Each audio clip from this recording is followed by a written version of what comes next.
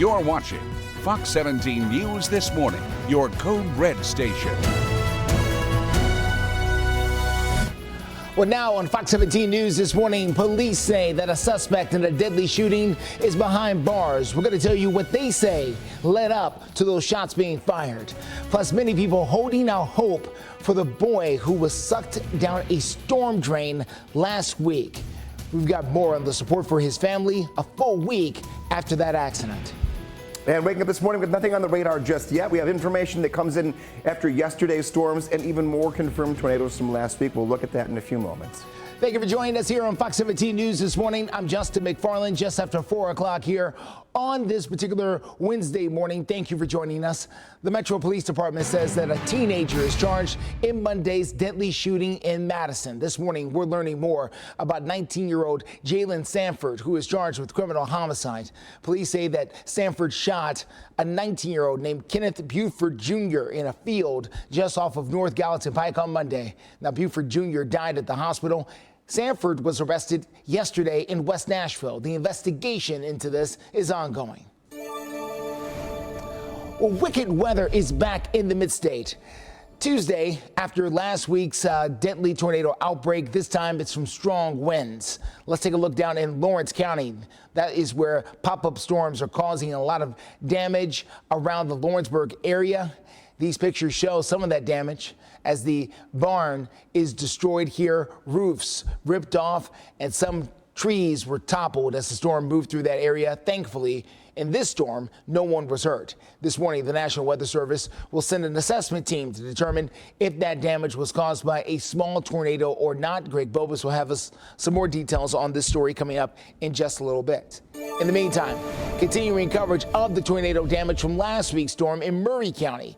Murray County schools will be back up and open for the first time since those storms took place last week. Now, the superintendent says none of their buildings were damaged in last week's storms, and there will be nothing different for students as they return to class. Now, if you want to take a look here, you can see some of that damage down there in Murray County. Cleanup does continue in the surrounding neighborhoods and schools. The Murray County Emergency Management Agency wants everyone to follow certain guidelines. The agency is reminding people to drive slowly as debris is still out there on some of the roadways. And make sure you cover all of the damaged roofs with tarps and only hire licensed contractors. Important note there, they don't want anyone being scammed. Well, what about the weather for today? Let's get to Greg Bobus. He's standing by. Yeah, today looking really good here. Nothing on radar yet. There could be a pop-up shower or two throughout the morning. Nothing like yesterday. And that includes the afternoon. A few showers, nothing like yesterday. More updates here. We just talked about Murray County. We're back down in Lincoln County where they were once again surveying. We added 2 more EF1 tornadoes to the list. That makes it 5 for just that county from last week, the 8th into the 9th. Taking a look here overall, that gives us 9 confirmed tornadoes. They will be in Lawrence County later on today, just making sure that we don't know if we did or did not see a potential quick little spin-up tornado, so we'll keep a look at that. But here's the overall 8th to 9th tornado outbreak for us here. We are now up to 9 confirmed tornadoes, with that strongest one being in Murray County. But as yesterday's storms moved out, not all that bad afterwards. We had some wind damage in a few spots, mainly down trees in a lot of areas. Taking a look here, though, out of Brentwood, we had a little rainbow. What's in this morning? Mainly dry for the morning. If any showers pop up, I'll show you in real time. Isolated afternoon showers and storms can't be ruled out, but finally dry for tomorrow. 7-day forecast does give us quite a bit of rain going into the weekend. We could see more than an inch of rain Friday into Saturday. We'll start talking ahead toward the weekend coming up in the next look at your forecast. Steer clear traffic takes us to I-65 at Trinity Lane. There on the north side. Traffic up there moving along pretty well. No big problems in either direction to get us started out there this morning. Certainly great news for you if you're getting out and about here. We don't like major problems to get us started. So it's good when we start with a clean slate, and that's exactly what we've got here as you get out the door right now. But it can and will change. We've got you covered, though. Steer clear traffic live through 9. Well, today marks a full week since 10-year-old Asher Sullivan was swept into a storm drain from the severe storms that hit Middle Tennessee. This morning, his family is holding on to the slightest glimpse of hope that he will be able to pull through. Fox 17 News' Karen Aguilar live for us this morning at Vanderbilt Children's Hospital to tell us more on what his father is saying, including what happened overnight. Karen. Good morning, Justin. His father is Rutherford County Schools Director Jimmy Sullivan, and he is asking for prayers as his son lies in the hospital bed right here behind me at Vanderbilt Children's Hospital with severe brain damage. In a recent Facebook post, he outlines his son's condition. He says there is still swelling on his son's brain and has had some issues with blood pressure, but able to control his temperature. He says there are no negative changes, and his pupils are showing more responses. Still holding out hope, as any father would, he will recover. Since Wednesday, Asher has been in the hospital fighting for his life after he was sucked into that storm drain and swept under neighborhood streets from the storms. He's still on life support at this very moment and will continue to keep you updated on his condition. Reporting live in front of the Vanderbilt Medical Center, Karen Aguilar, Fox 17 News, your Code Red station. All right, Karen, thank you so much. Well, a different kind of bank heist. We've got the details on a scheme allowing crooks to make off with thousands.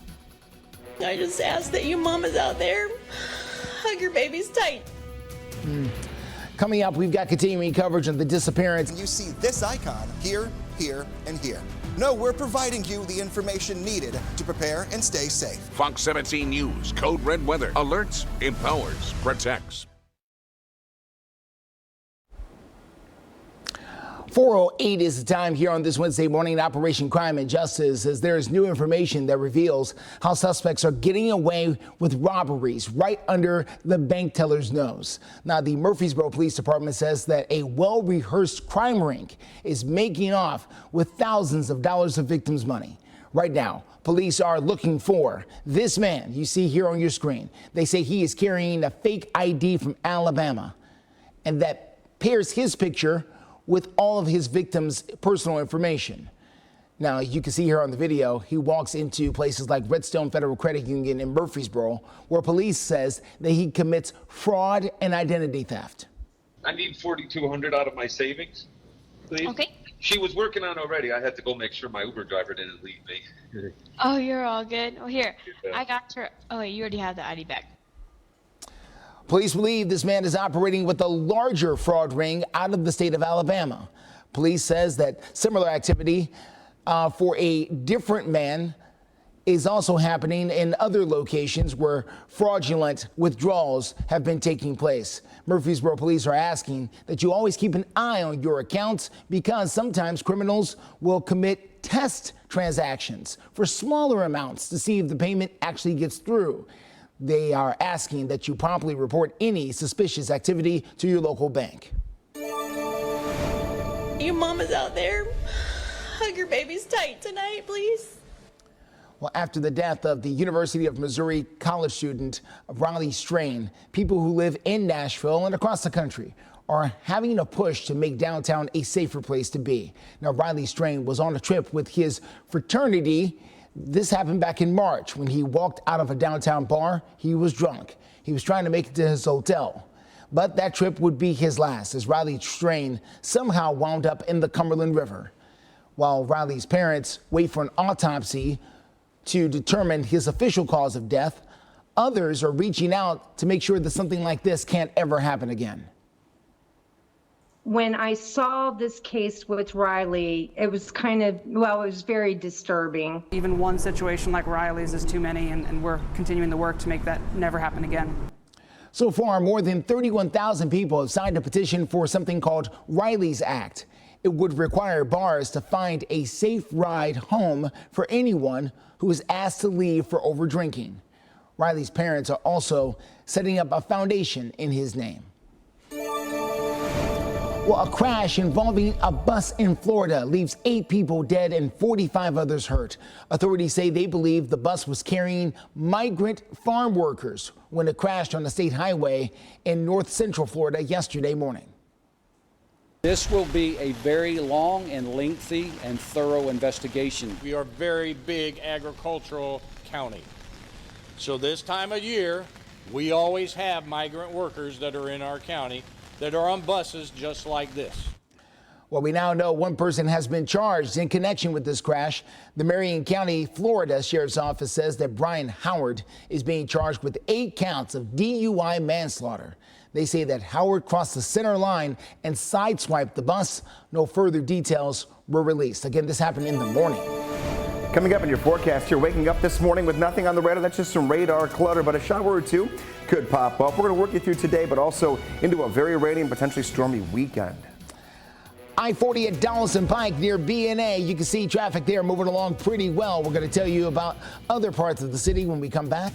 Also, more than 500 Nashvillians joined the mayor, Freddie O'Connell. There's fireworks on Fridays and autograph sessions and kids round the bases on Sundays. Tickets start at just $10 for every home game and are available now at NashvilleSounds.com. See you in Hit City. 4:14 is the time. Nashville Mayor Freddie O'Connell delivered his first State of the Metro address as mayor. He delivered the speech over at the Nashville Fairgrounds in front of a WeGo bus, which does figure very deeply into his plans for the future. Fox 17 News anchor Scott Couch gives us a closer look. With his first budget in the hands of Metro Council, Mayor O'Connell is shifting his focus to selling his transit plan. It all hinges on a public vote on a half-cent increase in the sales tax to pay for transit improvements of every kind. And the mayor just got favorable results from an independent audit, clearing the way to ask Metro Council to put this plan on the November ballot. It's called Choose How You Move, and it's focused on sidewalks, signals, service, and safety. A key component is 86 miles of sidewalk improvements and bus service that runs all day, every day. It also includes improving 54 miles along the busiest roads in the city to help people get in and out of town. And the thing that might help us all the most, upgrades to almost 600 traffic signals.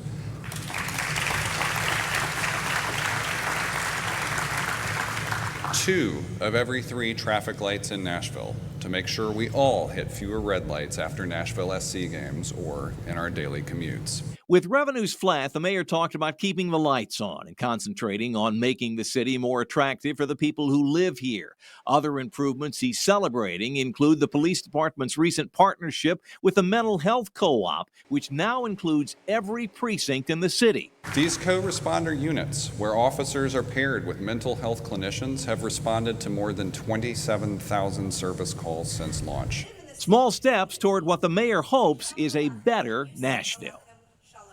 That was Fox 17 News' Scott Couch reporting there. The mayor also talked about his efforts to increase affordable housing. He says 45% of the homes in the first phase of the East Bank development, 695 units, will be what he calls affordable.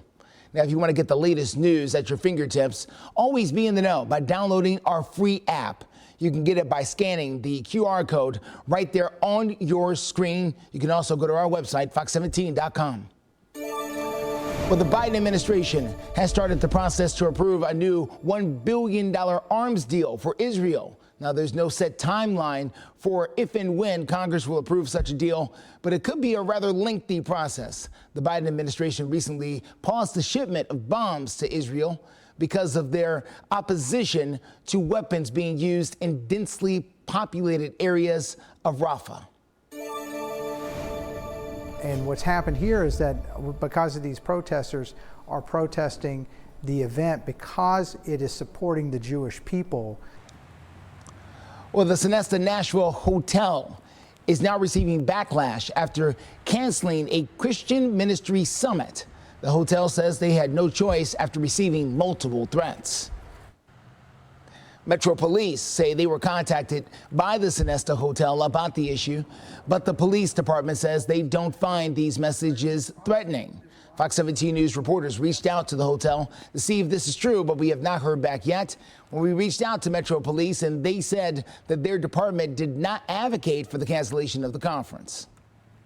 There's just a lot of hate directed towards the Jewish people and hate directed towards anybody who likes or supports Israel or the Jewish people.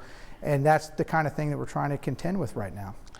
Metro Police say they told the hotel they would help create safety and security for this particular event, at least a plan for it. The group will now be hosting their conference at Ramsey Solutions, that is down in the Franklin area.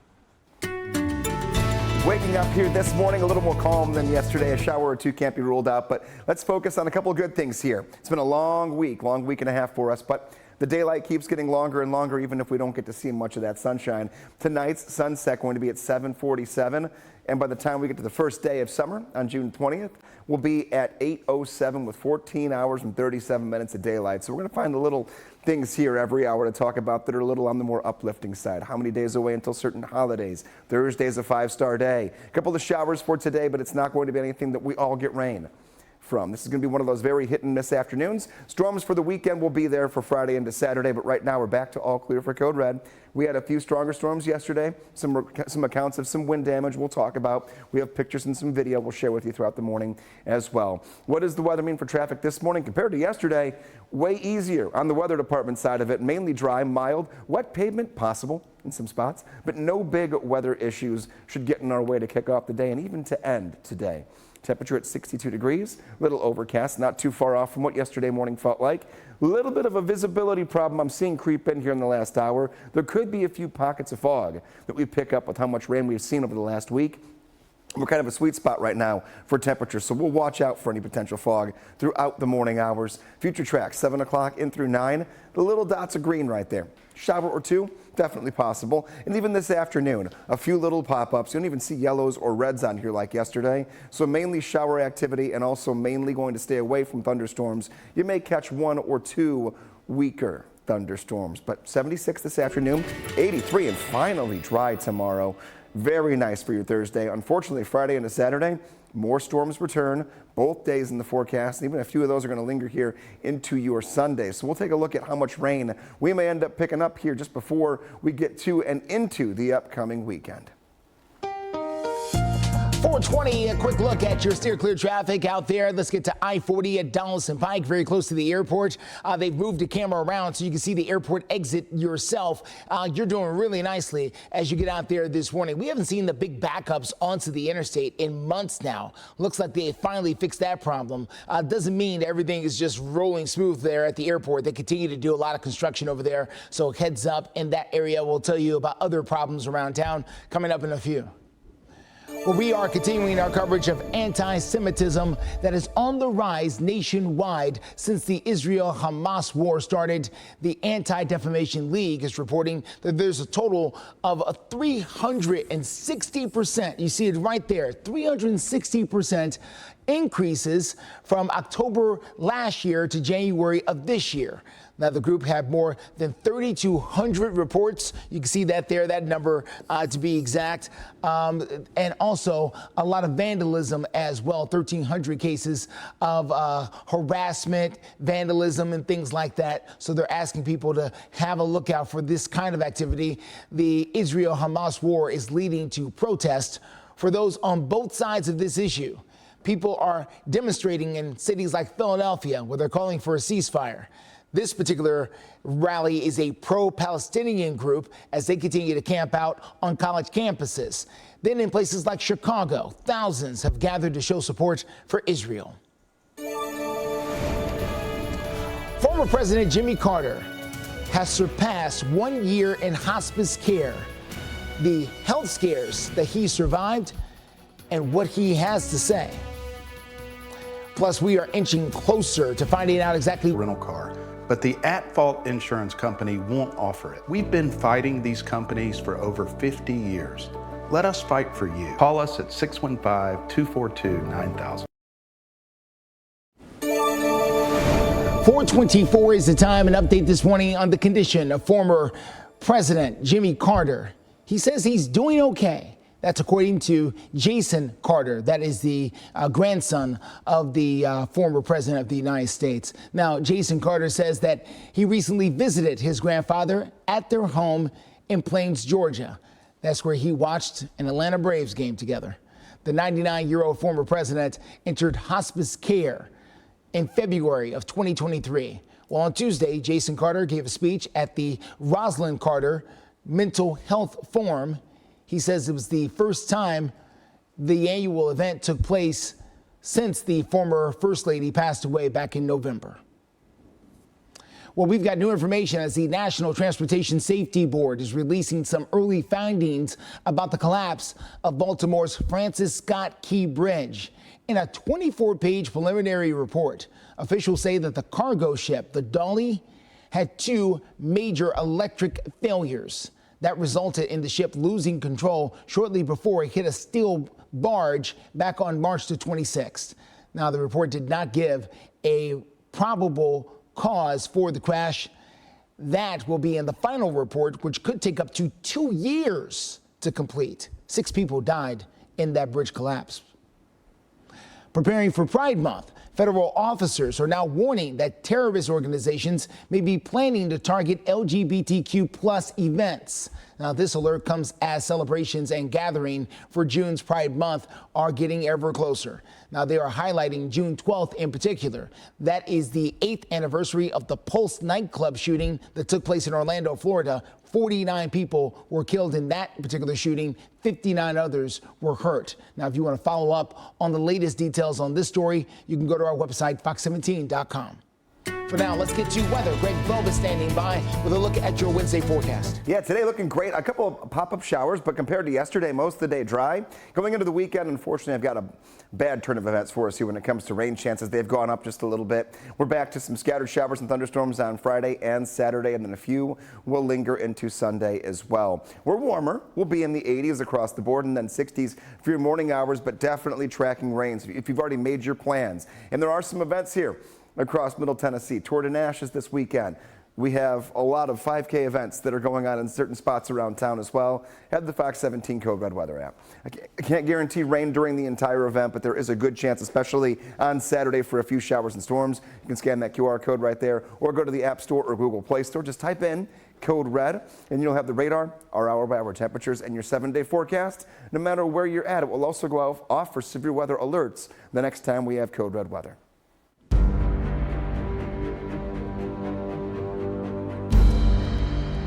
Fox 17 News investigates the case of a Tennessee death row inmate, as a growing number of people are convinced that he should not be in prison. Now, this morning, the questions surrounding Gary Sutton's 33-year-old conviction continue to grow. From new witnesses to questionable testimony, and now some evidence is even under fire. Fox 17 News' Dennis Ferrier investigates tonight on Fox 17 News at 9. Well, coming up, we're going to take you to the roads. Things are looking clear here at 24 Haywood Lane, but we do have trouble on the north side. We're going to take you there. Plus, Fox 17 News is keeping an eye on the mayor's big plans to improve how people get around town. In a few minutes, we're going to take another look at Nashville Mayor Freddie O'Connell's first State of the Metro address as you take a live look. And speak with confidence at a price that's affordable. So if you think you can't afford dental implants, think again. Go ahead and smile. You're watching Fox 17 News This Morning, your Code Red station. The family of the boy that was swept under the storm drain is asking for prayers. Coming up, I'll tell you the latest on his condition. We are waking up here this morning to no rain coming down just yet. A shower or two can't be ruled out, but some fog trying to creep in. We'll get you out the door here on this Wednesday morning. Circular traffic takes us to the north side, 65 at Dickerson Pike, just north of town. We are dealing with a crash there. We're going to tell you the best ways to steer clear and how it can impact your drive. Thank you for joining us here on Fox 17 News this morning. I'm Justin McFarland, just after 4:30 here. It is a Wednesday morning. Thank you for spending some time with us. A Fox 17 News update. As Dickson police say that a man with a revoked license is now being charged in connection with a deadly hit and run that happened over the weekend. They say that Nathan McReynolds hit and killed Joseph Sims II as he was walking along on Beasley Drive on Saturday night. They say McReynolds was driving with a revoked license because of a previous DUI conviction. McReynolds was arrested on Sunday on unrelated charges. He is now facing 6 new charges, including aggravated vehicle homicide. He's being held in Dickson without bond in the jail.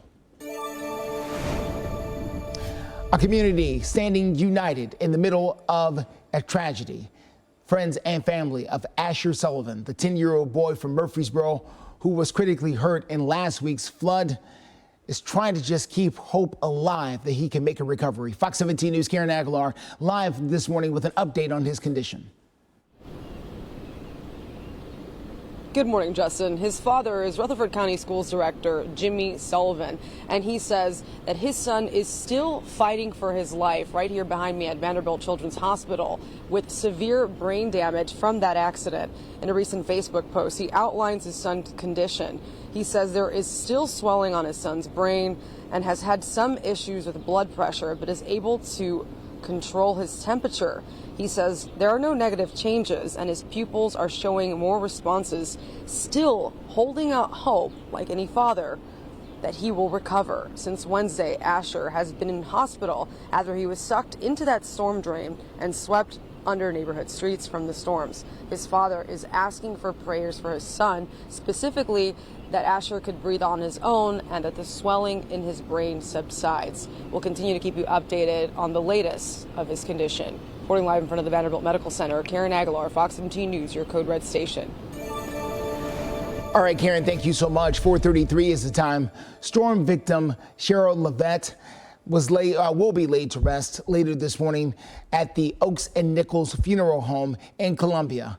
Now, Levitt was killed 1 week ago when the EF3 tornado swept through her home and swept that home right off of its foundation. Her daughter says that the best way to help the family during this tough time is just trying to keep her mother's memory alive. Now, there is something else to tell you about this storm. In 2024, tornado season has the second most reported tornadoes to date on record. That's according to the Storm Prediction Center, which says there were at least 781 tornadoes reported through May 13th. The records go all the way back to 1950.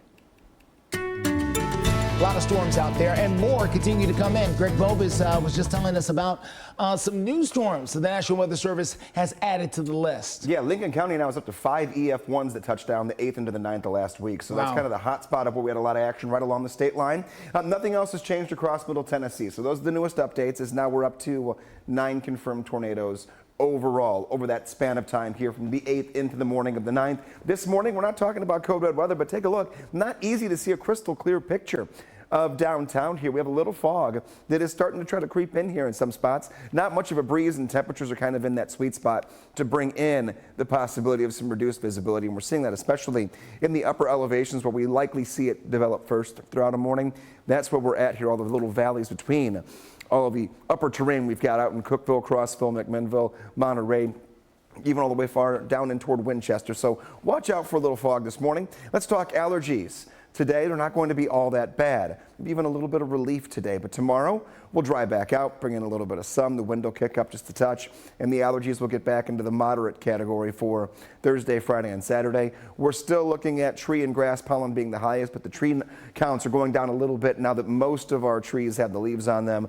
The flowers have come off, and we're getting a little bit toward the late spring part of the season. Getting to the bus stop this morning. I would grab the rain gear for later today. We have no rain on the radar right now, but the possibility of an isolated shower can't be ruled out. Temperature at 64 degrees for the first spell, 77 after school. Might get a weak clap of thunder, but compared to yesterday, most of us will stay dry. And if we do see any thunder or lightning, it will just be 1 or 2 quick little booms, and then that'll be just about it, and it'll track out.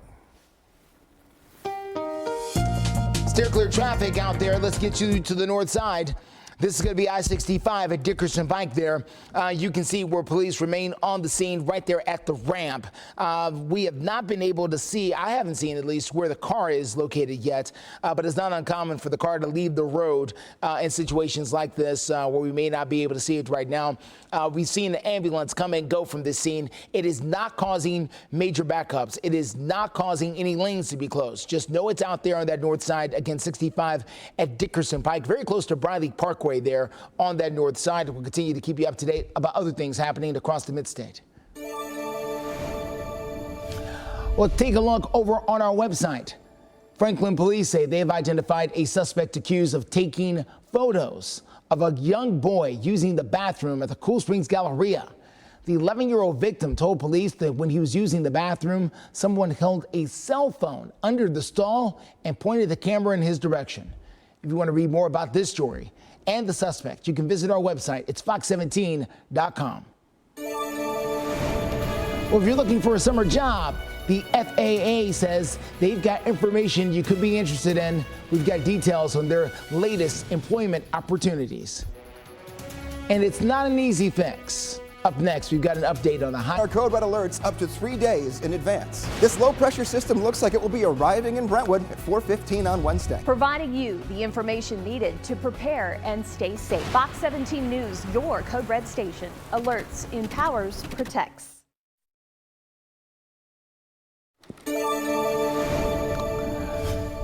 4:39 is the time. The high cost of homelessness. Nashville's homeless problem continues to grow.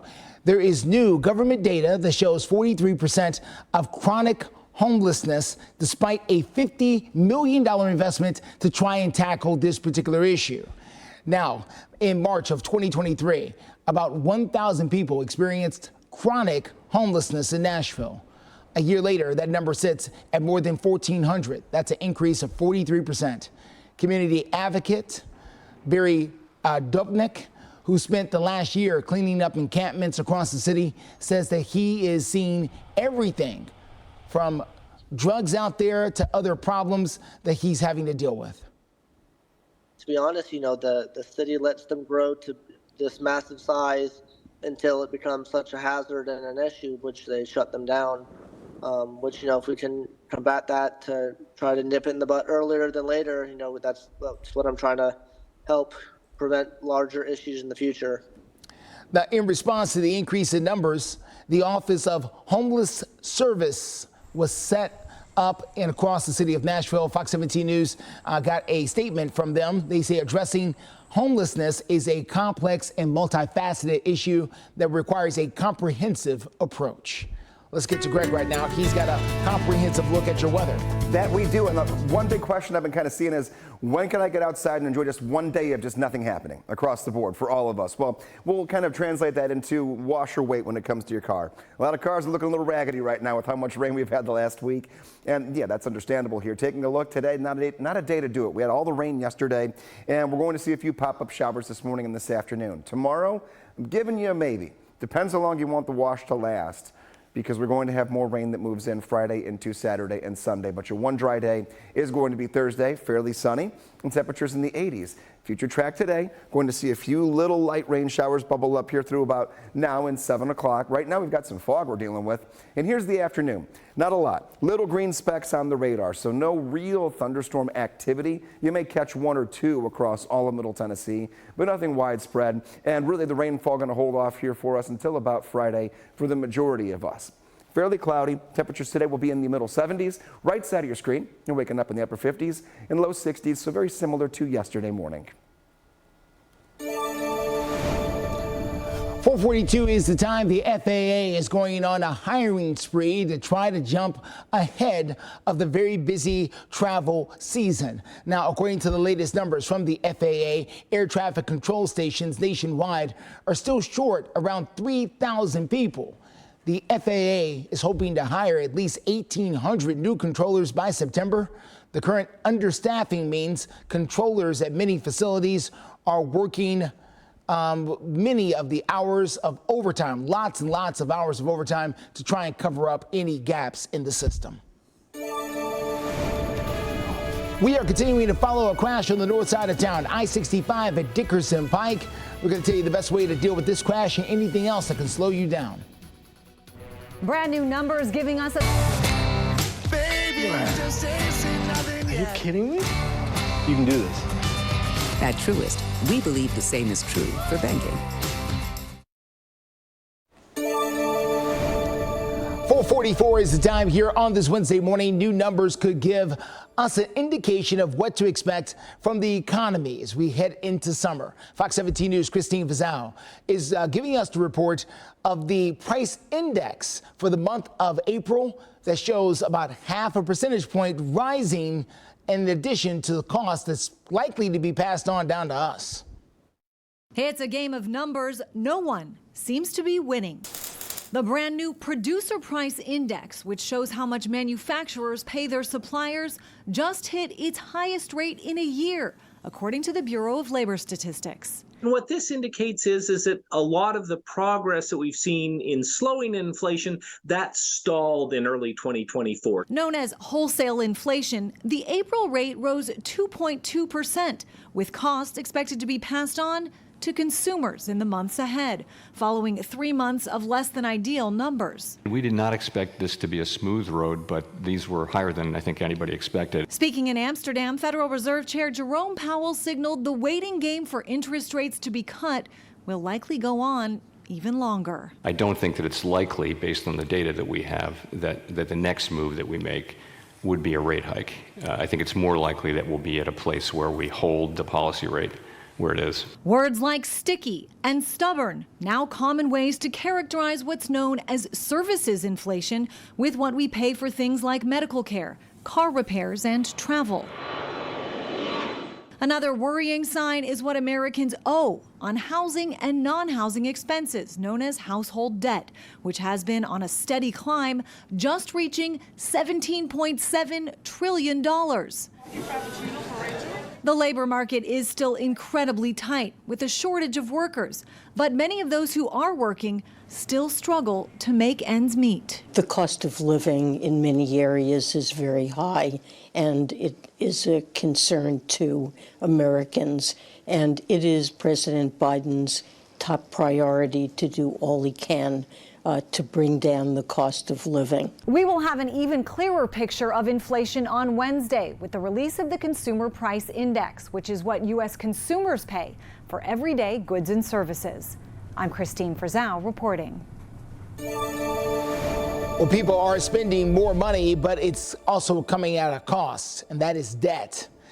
And to make matters worse, many Americans are overextended on the amount that they are borrowing. Now, according to the Federal Reserve Bank of New York, delinquencies are up. Those rates have risen across all sorts of debt, from credit card to car loans. There also rose across all age groups as well.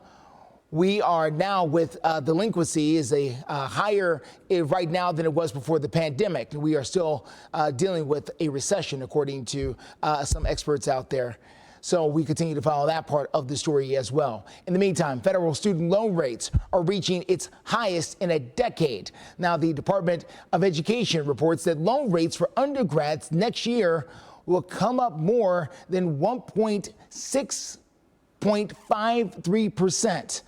So it's the highest rate that they've seen in 12 years. Graduate students will also see a 1% increase to their federal loan rates at 8.08% as well. The Biden administration has yet to announce any plans to potentially reduce or freeze the current interest rates percentage when it comes to student loans.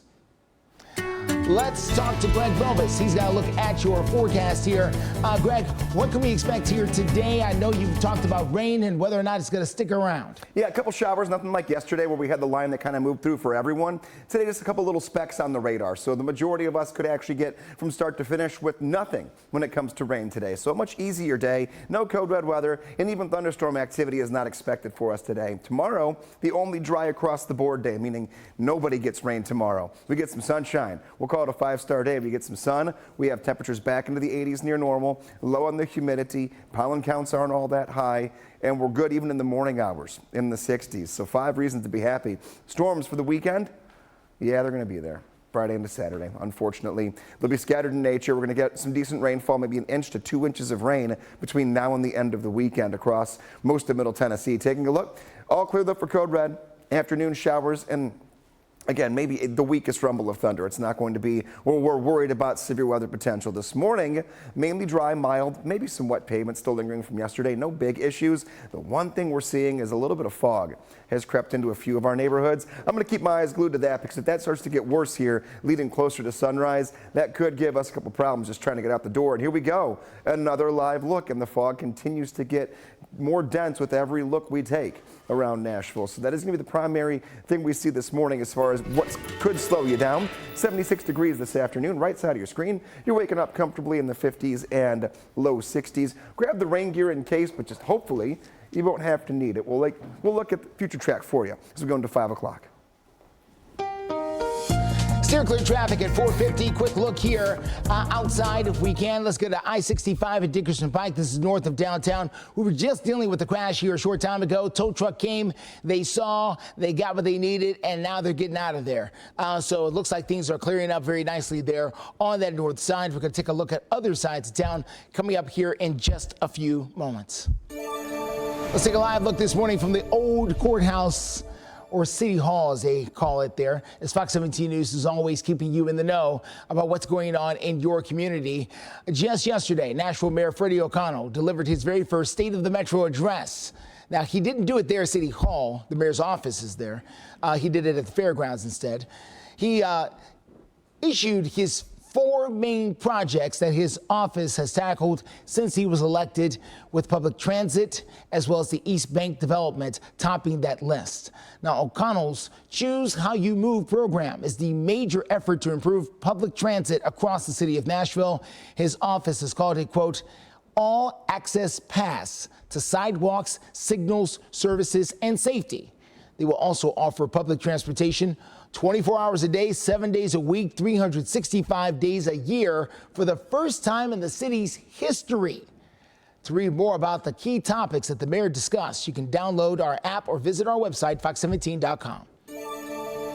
So we want to know, what do you think? Do you support Mayor O'Connell's plan to increase sales tax to pay for transit improvements for the city of Nashville?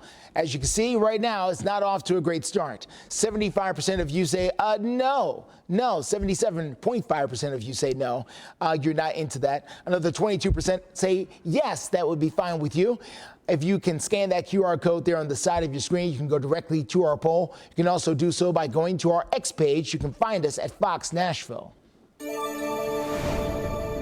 Well, get this, a picture of a baby on the ground at a Taylor Swift concert is sparking debate worldwide. Should parents be bringing infants or small children to concerts? Now, the pictures took off on social media. We're not showing you the pictures here. We're showing you Taylor Swift.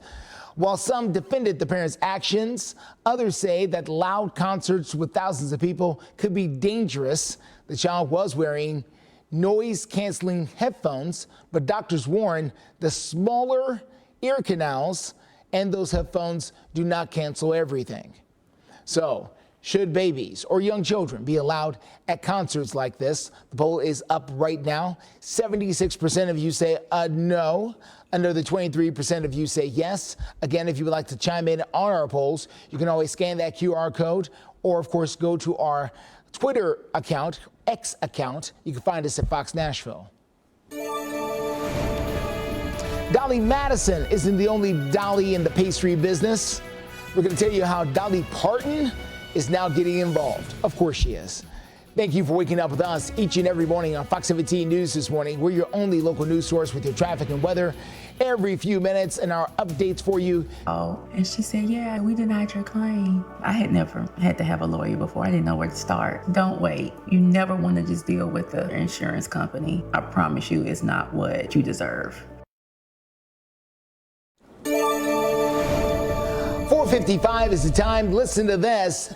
Experts say last summer was the hottest in at least 2,000 years. That's according to new research published Tuesday in the journal Nature. Scientists looked at weather data and detailed sets of tree rings from 3,000 years across 9 regions of the northern hemisphere. That's rather complicated. The tree rings provided a climate history for each year of the tree's life, going back several centuries, even thousands of years. And they warned 2024 is on track to be even hotter. Well, with these rising temperatures, experts are sharing some tips to prepare your home for the summer months. Experts say if you have a central air conditioning unit, it is better to do regular checkups or schedule maintenance for the particular service if needed. And those who don't have a central unit, they say it's best to invest in a portable AC unit or fan during the spring months. They say it's better to take care of your equipment early to avoid further issues during triple-digit temperatures. Also good to do that now because you don't want to be the person who has not tested it and then it gets hot the first time and the thing isn't working and then you're waiting 3 weeks to have the guy come out to take a look at it. Just saying, we get real hot real quick and then we stay there for a good chunk of the summer. So maintenance early, probably a good idea. 76 degrees later today, not one of those days where you need to crank the AFC. We're not talking football yet. The AC, take a look here. A few showers possible this morning and this afternoon. Maybe a weak rumble, but compared to yesterday, many more dry hours. And honestly, most of us might sneak through today without any rain at all. Nothing on radar yet, but we do have some fog that has been picking up here over the course of the last hour. So we'll show you that here in a few as we go into 5 o'clock in a few minutes. But here's a sneak peek at your upcoming weekend. 82 degrees for Saturday, 85 on Sunday. Scattered storms on Saturday, and then a few more on Sunday. Not quite as active Sunday itself, and most of that is going to be in the morning hours and then die down toward the afternoon. But if you want to track along with us in real time, as always, you can get the Fox 17 Code Red Weather app. Maybe you're new to the area, trying to find an app you know you can rely on. I promise you this one's going to work here. It'll give you severe alerts straight to your phone, only for your county. You can pick what kind of alerts you want and get that radar when you're on the go. Stay clear traffic at 458. Quick look outside. Let's get you over to I-24 Hickory Hollow Parkway. That's over in the Antioch area. So far, so good out there. No big problems this morning. We had an earlier crash on the north side, 65 near Dickerson Pike. That crash has now gotten out of the way and no longer is a problem. So good news as you get out and about this morning, things will change. We've got it covered for you. Steer clear traffic live through 9. Continuing coverage as 8 TikTok content creators are now suing the U.S. government over a brand new law that would force a nationwide ban of the popular app. We knew this was coming. President Biden signed the legislation last month, which gives the app and their Chinese parent company 9 months to sell to someone outside of China if it doesn't want to be banned in the United States. Now, it comes as concerns that China could use the app to collect data for espionage reasons. The lawsuit argues that the measure violates users' First Amendment rights to free speech. It also follows a similar lawsuit filed by TikTok and ByteDance, which is their owner, just last week. Well, the 8 content creators represent a range of backgrounds and professions and have millions of followers that are backing them on the platform. Well, check this out. A different and delicious way to celebrate music and Tennessee legend Dolly Parton. Krispy Kreme is now offering 4 Dolly-inspired donuts. Take a look, everyone. If you haven't seen this floating around, you can see for yourself. They include the Dolly Dazzler, which is a donut glazed, covered in strawberry icing. They've also got Peachy King, which is a cobbler that is filled in a donut. How about that? Banana pudding. And an unglazed donut filled with banana pudding and more. Again, these are available at Krispy Kreme. I wonder if they look this good when they actually give them to you. You know, because they put them in the box sometimes, and then they rattle around. By the time you open it, it doesn't look like that. 5 o'clock hour starts now. You're watching Fox 17 News This Morning, your Code Red station. Now on Fox 17 News this Wednesday morning, police tracking down the teenager connected to a deadly shooting in Madison. We're going to share some more updates regarding this case. A lot of people holding out hope for this little boy who was swept into a storm drain during the storms 1 week ago in the mid-state. We have more this morning on the support that is pouring in for this family. Rain free on the radar here this morning, but fog moving in. How that may slow you down to begin your day, and we'll talk about a few showers later as well. All right, Greg, thank you. And thank you so much for waking up with us here on a Wednesday morning. For Fox 17 News, I'm Erica Glover. I'm Jennifer Waddell. Getting started with the top few stories you'll want to know about before you head out the door this Wednesday morning. We begin with the total number of tornadoes that has now changed again here in the mid-state when it comes to confirmation of what touched down. New now, we have 2 more tornadoes that are confirmed in Lincoln County. The total count is now 9. The strongest tornado, of course, the EF3 that hit Columbia in Murray County. We're also talking about politics. Former President Donald Trump's criminal hush money trial is taking its usual Wednesday break. They're not going to be in the courtroom today. Michael Cohen, though, a former Trump attorney, was the star witness this week, and we've showed you live looks with him in it. Yesterday, he was pressed about his fallout with the former president and the money that he made by speaking out about his former client. Cohen is the prosecution's last witness. Trump's attorney says he expects to finish cross-examining Cohen by the end of this week. Yeah, man, I'll tell you, it got fiery yesterday in the courtroom with that cross-examination, and for that to happen for potentially 3 more days, that's going to be something to see. Air quality alerts in effect for parts of the Midwest, the Northeast, and the Great Plains today as smoke from Canadian wildfires is now drifting south. You know, we first talked about this yesterday. We were seeing all these indications. The fires that are burning in Canada, forcing thousands of people out of their homes there. So far, no reports of any fire-related deaths. Back here in Middle Tennessee, we do have an update this Wednesday morning. Metro Police say a teenager is charged in Monday's deadly shooting in Madison. This morning, we are now learning 19-year-old Jalen Sanford is charged with criminal homicide. And police say Sanford shot 19-year-old Kenneth Buford Jr. in a field off North Gallatin Pike. This was Monday. Yeah, this was not too far from the Lowe's in Madison. Buford Jr. died at the hospital. Sanford arrested just yesterday in West Nashville. That investigation continues here on this Wednesday morning. Wicked weather. Man, yet again hitting parts of the country. We know that several of you had some storm damage yesterday, not quite a week after the tornadoes touched down. The pop-up storms causing some damage. Look at the photos here. The damage was in and around Lawrenceburg. Some of the photos show the damage, the barns destroyed, the roofs ripped up, and then some toppled trees as the storms moved throughout this area. The good news is no one got hurt. This morning, the National Weather Service, they're going to send an assessment team to go ahead and determine if the damage was caused by a small tornado. Right now, though, let's check in with our Code Red meteorologist, Greg Bovis, to give us some more updates and what to expect today. Yeah, a lot of busy updates for us here from yesterday. Top of the radar right now, nothing on it here. And if you look real close at your screen, you'll see what we did end up dealing with yesterday. Kind of hard to pick out against the gray, but there are a bunch of little white dots you've got here. One in Murray County, but then we also have a few that are right down near the Lawrenceburg area. And this is where they're going to be surveying later. All the little white dots indicate areas where there have been reports of at least wind damage. So putting that piece of the puzzle together will be what they're doing later on this afternoon. There was at one point for about 12 minutes yesterday afternoon where it looked like there might have been a little indication of some rotations. They're going to confirm whether or not there was something that we have to really report and then confirm in terms of a tornado. Here is the overall recap now. The 8th and 9th of last week, we did add those extra 2 tornadoes here. Both of them were EF1s, and now we're up to 9 total here.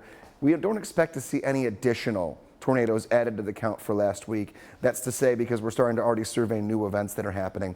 Rain. Yeah, that's the thing for us today. A couple showers on and off, mainly dry this morning. A little fog out there. Isolated afternoon showers, maybe a weak thunderstorm, but compared to yesterday, the majority of us are going to be dry, and we're finally dry tomorrow. The 7-day forecast has had a few tweaks to it since yesterday. One in the temperature department and also weekend rain chances. We'll look at that coming up in a few. Greg, thank you. Steer clear traffic time to kick off your 5 o'clock hour. Things are looking good. We had a couple of minor slowdowns earlier this morning. Those have cleared out, and you've got the green light to get out and go. This live look is at I-40 at Spence Lane, one of our more congested areas of the commute, and no problems right now. Crash-free here in the Mid-State. Unfortunately, today does mark 1 week since 10-year-old Asher Sullivan was swept into a storm drain from the severe storms that hit Middle Tennessee. Showing you a photo of him right behind us Yeah, here. This is little Asher. He is 10 years old, huge Vandy baseball fan. And this morning, his family continues to ask for prayers. They are holding on to hope that he will make a recovery. Fox 17 News reporter Karen Aguilar joining us live at Vanderbilt Children's Hospital to get us an update. Good morning, Jen and Erica. His father is Rutherford County Schools Director Jimmy Sullivan, and he is asking for prayers for his son as he lies in the hospital bed right here behind me at Vanderbilt Children's Hospital with severe brain damage. In a recent Facebook post, he outlines his son's condition. He says there is still swelling on his son's brain and has had some issues with his blood pressure, but is able to control his temperature. He says there are no negative changes and his pupils are showing more responses, still holding out hope he will recover. Since Wednesday, Asher has been in the hospital fighting for his life after he was sucked into that storm drain and swept under neighborhood streets from the storms. He's still on life support, and we will continue to update you on the latest condition. Reporting live in front of the Vanderbilt Medical Center, Karen Aguilar, Fox 17 News, your Code Red station. Karen, thank you. 5:06 right now. How is Nashville going to spend taxpayer dollars? How much? Where would it go? How would that benefit you? Well, Nashville Mayor Freddie O'Connell, giving his State of Metro address, will tell you his plans for Nashville. I just ask that you mamas out there hug your babies tight. Also ahead, continuing coverage on the disappearance and death of college student Riley Strain. Why folks here in Nashville and really across the country are now working to make Music City, they say, a safer place. It's the best time in day. Good morning and welcome back to Fox 17 News this morning. 5:09 is the time right now. Taking a live look over by City Hall in Nashville, where Nashville Mayor Freddie O'Connell will be up and back to work this morning. But yesterday he delivered his first State of the Metro address. This is essentially him laying out how he wants to spend your taxpayer dollars. Scott Couch gives us a closer look. With his first budget in the hands of Metro Council, Mayor O'Connell is shifting his focus to selling his transit plan. It all hinges on a public vote on a half-cent increase in the sales tax to pay for transit improvements of every kind. And the mayor just got favorable results from an independent audit, clearing the way to ask Metro Council to put this plan on the November ballot. It's called Choose How You Move, and it's focused on sidewalks, signals, service, and safety. A key component is 86 miles of sidewalk improvements and bus service that runs all day, every day.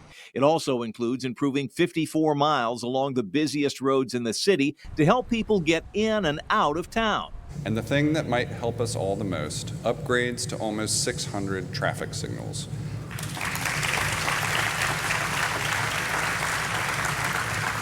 2 of every 3 traffic lights in Nashville to make sure we all hit fewer red lights after Nashville SC games or in our daily commutes. With revenues flat, the mayor talked about keeping the lights on and concentrating on making the city more attractive for the people who live here.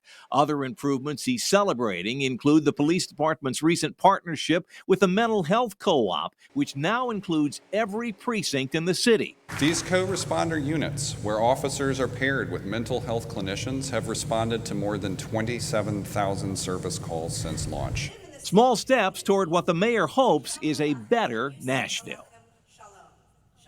Scott Couch with that report. The mayor also talked about efforts to increase affordable housing.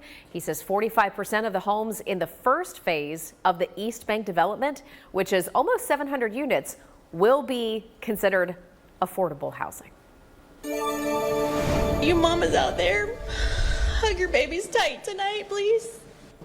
After the death of University of Missouri student Riley Strain in this photograph, leaders in Nashville and across the country are pushing to make downtown safer. It's a story we've covered extensively here on Fox 17 News, and we do understand Riley Strain was on a trip with his fraternity brothers in March when he walked out of a downtown bar, visibly intoxicated, trying to make his way to a hotel. That trip, though, would be his last, as Strain somehow wound up in the Cumberland River. And while Riley's parents wait for an autopsy report to determine an official cause of death, others are reaching out to make sure this never happens again. So far, more than 31,000 people have signed a petition for Riley's Act. It would require bars to find a safer ride for anyone to get home when they're asked to leave for overdrinking. Coming up in your forecast, take a look at your screen. Haven't seen this in a while. We have some visibility problems downtown. Not necessarily talking about rain, but the fog and how thick it might end up being before sunrise. And Fox 17 News taking a live look at all your... Makes my day. Prevagen at stores everywhere without a prescription. You're watching Fox 17 WZTV Nashville. Good morning and welcome back to Fox 17 News this morning. It is 5:15. Calling for answers. Deputies in Chattanooga arresting a 23-year-old man for repeatedly calling and texting 911. Less than 2 days later, Christopher Ayala was found brain dead while in custody at the Hamilton County Jail. His father is now looking for answers, and we're getting some more updates. Listen. I want someone to take me to a room somewhere and say, look, man, we can review these cameras right here, and you can see literally what happened to your son here. I would be content. An arrest affidavit says that Christopher, right here, we're showing you photos, called 911 4 separate times and sounded like he was rambling.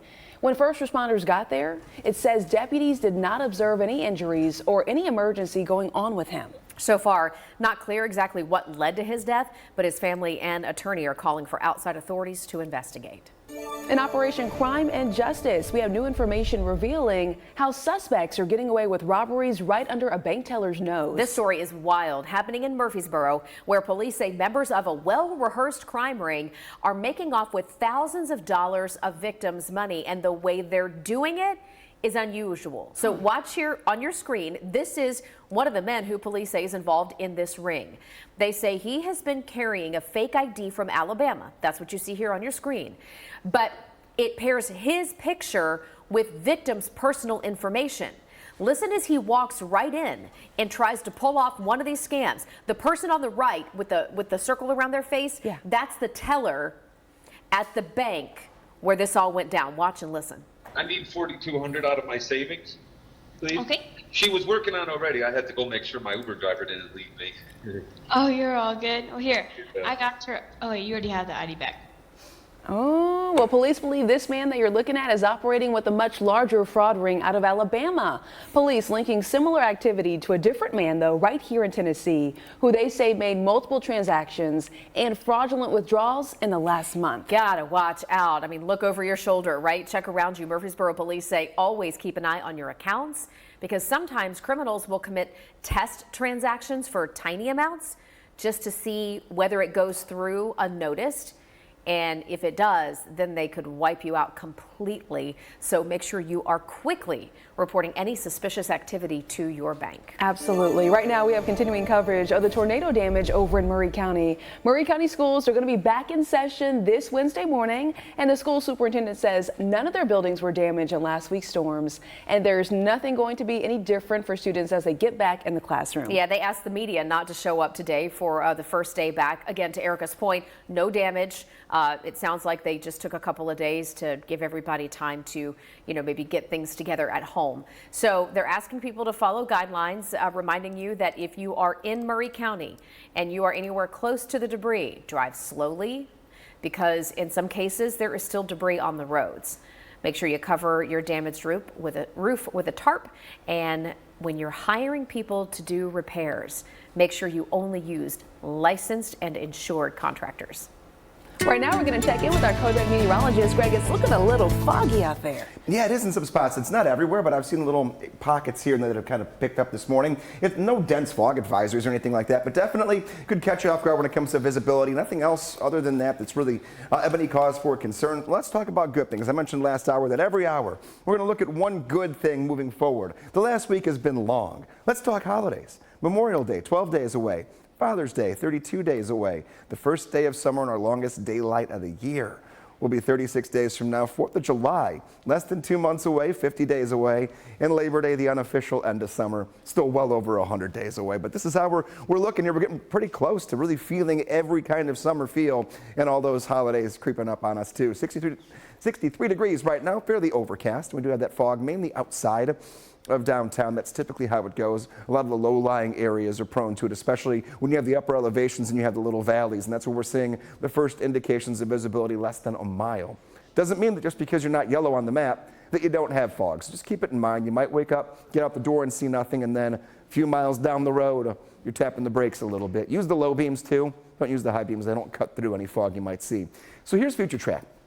Trying real hard to give us a shower this morning, and I buy into it. I believe we'll have 1 or 2 sprinkles or light showers that do develop between now and 9 o'clock. And then this afternoon, the very hit and miss variety, green dots on the radar, meaning that it's not going to be thunderstorm activity. If 1 or 2 were to get a little bit stronger, we're talking about maybe a crack or 2 of thunder, but no severe weather, and really not even that windy when these do track through. Most of us, especially west of I-65, don't see anything happening today when it comes to rain. Fairly overcast, 76 degrees will be your temperature. Moving forward tomorrow, 83. Finally dry for a day because we're right back into it. Friday into Saturday, all the way through Sunday morning. Scattered showers and thunderstorms, 1 to 2 inches of rain possible by the end of Saturday into Sunday morning. Steer clear traffic gets us out to I-24. This is going to be a Hickory Hollow Parkway down in the Antioch area. We're doing really nicely down there as you make that drive in from the south and east side of town. No major holdups down here that could slow you and your roll here on this particular morning. Exactly what we like to see. And we will see changes. This will become stop and go here before long. But enjoy that beautiful, smooth traffic. We've checked near the airport. We're also looking really nicely over there as well. We'll continue to follow other areas of town coming up in a few. Justin, thank you. 521 and local headlines right now. The Biden administration has started the process to approve a new billion-dollar arms deal for Israel. There's no set timeline for when or even whether Congress would approve it, but the administration recently paused the shipment of bombs to Israel, and that story is going to lead into more of our local coverage. And what's happened here is that because of these protesters are protesting the event because it is supporting the Jewish people. Yeah, we talked about protests going on at colleges and universities across the country, and now the Sonesta Nashville Airport Hotel is receiving backlash after canceling a Christian ministry summit. The hotel says, hey, they had no choice after receiving multiple threats. Well, the Sonesta hotel managers called police about the issue. Metro PD responded and said they didn't find anything threatening about these messages that the hotel reportedly received. Fox 17 News reporters reached out to the hotel. We have not heard back from Sonesta. We then reached out to Metro Police, and they tell us their department did not advocate for the cancellation of this Christian conference. There's just a lot of hate directed towards the Jewish people and hate directed towards anybody who likes or supports Israel or the Jewish people. And that's the kind of thing that we're trying to contend with right now. Metro Police say they told the hotel they would help create a safety and security plan for this particular event. The group, though, will now be hosting this conference at Ramsey Solutions. Metro Health Department has good news to report. They say they've made major progress when it comes to hiring help for Metro Animal Control. But they still have some limitations. We're going to tell you why they still need some additional help, they say. And this morning, looking ahead. It's bigger than that dog of yours. Yes, and that's not nice. It ends 8 p.m. Memorial Day at Sprints. Surround yourself with things you love.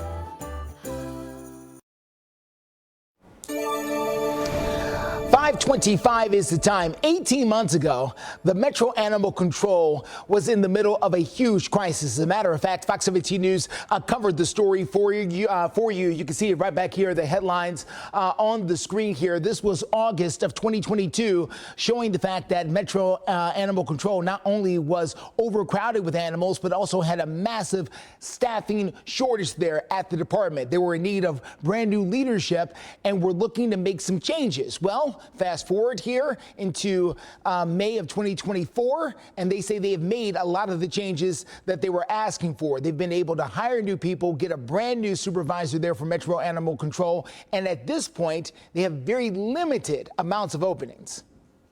We only have about, I think, 6 positions that are unfilled at the moment, and 2 of those are due to recent promotions, so they've opened lower positions. So those are brand new. The others have been here, they're a little longer, but none of them are over a significant long period of time that they've been open. Now, that doesn't mean everything is okay. They still need some help, and they still want a brand new building. But coming up a little bit later, we're going to tell you why that particular request may not happen anytime soon. Look at our forecast. Let's look ahead toward the weekend. Today, a few isolated showers this morning and the afternoon. No code red weather. You'll be in the 70s. Grab an umbrella just in case, but nothing big. However, the weekend, unfortunately, more scattered showers and storms move in on Friday into Saturday, and even a few of those could linger into the first half of your Sunday. 1 to 2 inches of rain come down over the weekend. Not seeing signs of severe weather yet, but we are definitely seeing some heavy downpours, some thunder, and some lightning. We're warmer. We're back. We're supposed to be above the 80-degree mark for both days, but absolutely planning for some rain, especially Friday night into Saturday and early Sunday. How do you connect and get your latest weather updates? Well, you can do that on our X pages, twitter.com. You could also send in your dogs the day and reach out if you have any questions about weather on Facebook. Meteorologist Greg Bobus. Steer clear traffic gets us out to the very latest happening on I-40 at White Bridge Road over in West Nashville. The trucks are sleeping out there this morning. but you can't get by out there. No big problems in either direction here, and that is certainly great news. Your overall drive times also on the green this morning from Mount Juliet to Murfreesboro to Franklin. We're doing just fine. We'll continue to watch the roads here for you a little bit later. Well, Fox 17 News is keeping an eye out on Nashville's Mayor Freddie O'Connell and his big plan on how to move people around. All morning, we're breaking down the mayor's first State of the Metro address. That's a live look there at City Hall, surrounded in scaffolding there. 17 News, your Code Red station. Alerts, empowers, protects. Receive storm alerts. Download the Fox 17 News Code Red weather app. You're watching Fox 17 News This Morning, your Code Red station. Good morning, 5:30 on the dot. Now on Fox 17 News This Morning, a man is charged in a deadly Dickson County hit and run. Why he never should have been behind the wheel. Taking a look at the forecast here with some fog this morning, sun trying to come up for us. Not a complete washout today, but a couple showers will track for you in your forecast. Steer clear traffic is I-24 Hickory Hollow Parkway in Antioch. Traffic moving out there pretty well. We're going to tell you why the headlights may need to stay on or go off depending on what happens in the skies. Well, happy Wednesday. Thank you so much for waking up with Fox 17 News This Morning. I'm Erica Glover. I'm Jennifer Waddell. Let's get straight to our top story new this half hour. We go to Dickson County, where this morning a man is charged after a deadly hit and run crash, and now the victim's name has been released. Well, Dickson County police say that 46-year-old Nathaniel McReynolds is now charged with aggravated vehicular homicide, among several other charges. McReynolds was already arrested Sunday, and his license was already revoked because of a DUI offense. Police say that Saturday night crash killed Joseph Sims II, who had been walking along Beasley Drive right near the intersection with Cowan Road. If you saw anything happening on Beasley Drive between Saturday night and Sunday morning, you're asked to give Dickson police a call.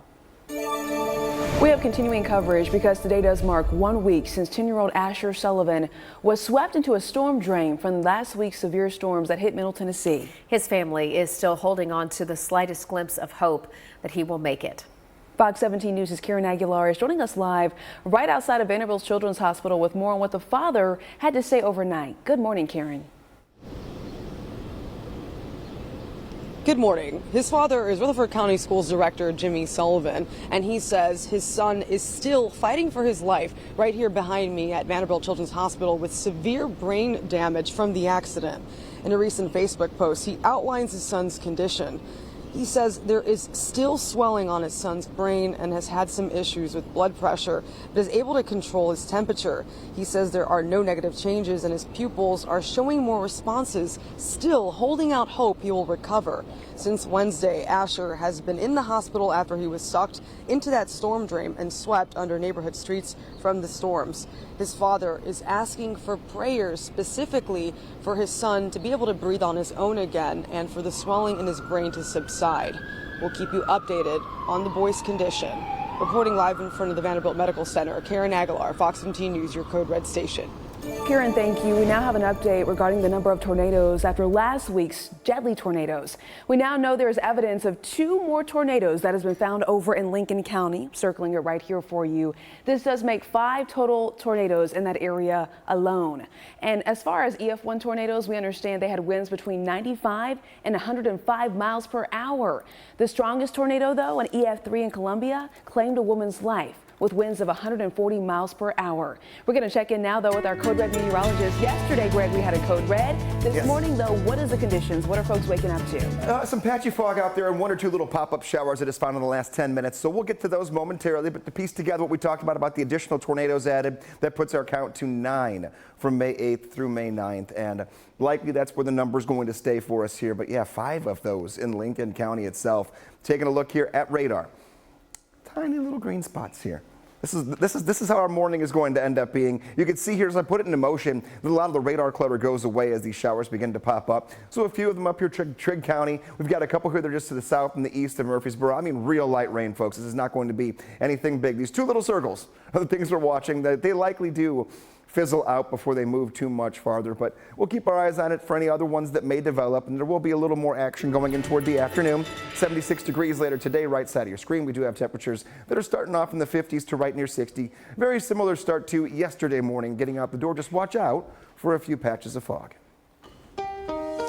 Still clear traffic at I-24 at Harding Place as you make that drive out there in the Antioch area. As you can see, traffic moving along really nicely out there. No big problems in either direction. Certainly exactly what we like to see as you make that drive both in and out of Nashville this morning. Overall drive times also looking wonderful. This is going to be I-40 at 2nd Avenue there and the downtown loop. You can see their traffic moving along very nicely. Watch out for the potholes like that one right there that people are going to have to dodge throughout the morning. Yes, they're still out there, but no major accidents, at least not right now. Justin, thank you. Right now, we want to go to Rutherford County, where we have an alert for a missing man. The sheriff's office there found his car across county lines, and the sheriff's office says 69-year-old Kevin Sharp of Eagleville was last seen more than a week ago. We have several pictures of him. The last time anybody saw him was on May 4th. His car found the very next day on May 5th over in Putnam County. So you can see really great pictures here. He's an older gentleman. He's got that white mustache and wears dark rimmed glasses, white hair. If you do have any information about him, we've got a number at the bottom of your screen. That is for the Rutherford County Sheriff's Office. It's 615-904-3177. Google wants to put artificial intelligence technology in your Gmail inbox. Okay, what do you think about this? The tech that could read your Planet Earth. I don't buy it. Judge Judy. Today at 4. Watch Crisis in the Classroom only on Fox 17 News. Welcome back to Fox 17 News this morning. It is 5:39 right now. Live look over at Nissan Stadium, home of our Tennessee Titans. Hey, wanted to remind you that the NFL schedule gets released at 8 o'clock tonight. But we're probably going to get some leaks before that. Some games are already being announced early. We'll let you know just as soon as we get confirmation on the Titans schedule right here live through 9 a.m. Getting those football fans excited. All right, making headlines. Let's talk about artificial intelligence. Well, now it's coming for your emails and potentially your photos. You got to hear the details. Yeah, Google says its newest AI model is called Gemini, and it's going to be able to read your emails and your Gmail and find emails about specific topics or summarize key points. What are your thoughts? I just think this debate over whether artificial intelligence is too intrusive is case in point right here. Major privacy concerns for people. For example, how would Google use the information that it gleans through artificial intelligence from your inbox to learn more about you? To your point? Or for that information to be used against you, perhaps. To your point, so the AI would be able to scan your photos, tell you what's in them, like your license plate number. All of that information would be potentially up for grabs. We got a lot of questions. Okay. But probably not enough time to dive into all of them. So we're going to send it over to Greg. Let's just change the topic altogether. And this one I can get through pretty quickly for you here, easily with no questions asked at the end. Right now, we're at 63 degrees, a little fog outside of downtown. A few pop-up showers will be out there this morning. It's not going to wash it out. It's not going to be anything heavy. But here's what I'm seeing on Visibility Tracker, especially in our upper elevations, the visibility down to right around 1 mile, meaning you want to leave a little extra early and give yourself the low beams the entire drive in or out of where you're going, just to make sure we're safe here this morning. Future Track does want to give us a few more showers here through 7 a.m., 7 o'clock taking us in toward 10 and 11 o'clock. No real activity that's organized, so all of it's going to stay on the lighter side. Maybe a quick 10-20 minute downpour, boom of thunder, moves out, and you're good to go. Majority of us that are west of I-65 aren't going to see any rain at all today, but fairly cloudy to begin the day as we start off here on a Wednesday.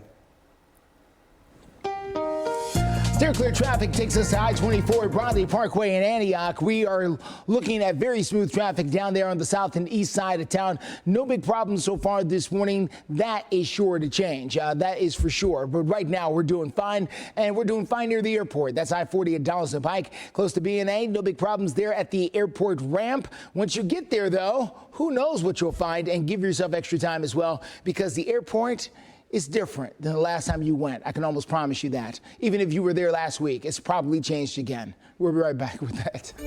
A concerning trend in Nashville as the number of homeless people spending long periods out on the streets is on the rise. And perhaps biscuit with sausage and egg, signature gravy, or country fried steak. And now, enjoy breakfast till noon every day.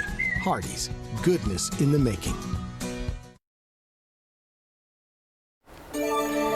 Welcome back to Fox 17 News this morning. And the high cost of homelessness, Nashville's homeless population is growing. In fact, there's new information from a government report that shows a 43% increase in chronic homelessness, even though there's been a $50 million investment to tackle this issue. In March of last year, about 1,000 people experienced chronic homelessness in Nashville. Well, a year later, that number sits at more than 1,400. So that is roughly a 43% increase. Community advocate Derry Dupink, who spent the last year cleaning up encampments citywide, says he has seen everything from drugs to human waste. To be honest, the city lets them grow to this massive size until it becomes such a hazard and an issue, which they shut them down. Which, if we can combat that to try to nip it in the butt earlier than later, that's what I'm trying to help prevent larger issues in the future. And that's a big concern from other community members who we have talked to one-on-one. We've heard their stories firsthand. Why does the city let it get this bad? Case in point, Brookmead Park in West Nashville. So looking at the numbers here, the Office of Homeless Services sent Fox 17 News a statement that reads in part, addressing homelessness is a complex and multifaceted issue that requires a comprehensive approach. Okay, that is their comment. We'll continue to highlight the problems regarding the homeless crisis in Nashville and also work to find solutions. Well, in your community, our Mayor Freddie O'Connell, laying out his plans for his first State of the Metro address. It was yesterday. The mayor says that he hopes big things are ahead for Nashville, especially when it comes to improvements to transit. So right now, our Fox 17 News photojournalist Kevin Mumphrey is right there live outside of City Hall. This is where the mayor's plan will be taking the next step. Mr. O'Connell proposed a half-cent increase to the sales tax, which would give Nashville its first dedicated funding for transit. City Council still has to approve it. The proposal could end up on the November ballot. It's called Choose How You Move, and it's focused on sidewalks, signals, service, and safety. Major pieces of this plan do include fixing up to 86 miles of sidewalks, reliable 24/7 bus service, he says, and improving 54 miles of the busiest roads in Nashville to help smooth out commutes in and out of town. The mayor also praising changes in policing, though. Metro Police teaming up with the Mental Health Co-op. These co-responder units, where officers are paired with mental health clinicians, have responded to more than 27,000 service calls since launch. The program now rolling out to every police precinct in the city. We want to know what you think. Do you support Mayor O'Connell's plan to increase the sales tax in Davidson County to pay for transit improvements for Nashville? Again, it's a half-cent sales tax increase proposal. Right now, 79% of you say no, you are not on board with that plan. You can vote now by going to twitter.com, search Fox Nashville. You can also scan that QR code right there on your screen. All right, trending now, the Westminster Kennel Dog Show in New York naming its best dog and show yesterday, and the coveted award went to this black miniature poodle named Sage. Sage is the winner. Look at that hair. Whoa. That is a bouffant, a 3-year-old poodle from Houston. Sage representing the non-sporting group and becomes the first miniature poodle to win the prize in 22 years. I mean, styling. Wow. Styling and profiling. Look at the profile on that dog. I cannot. With that hair. Can it see?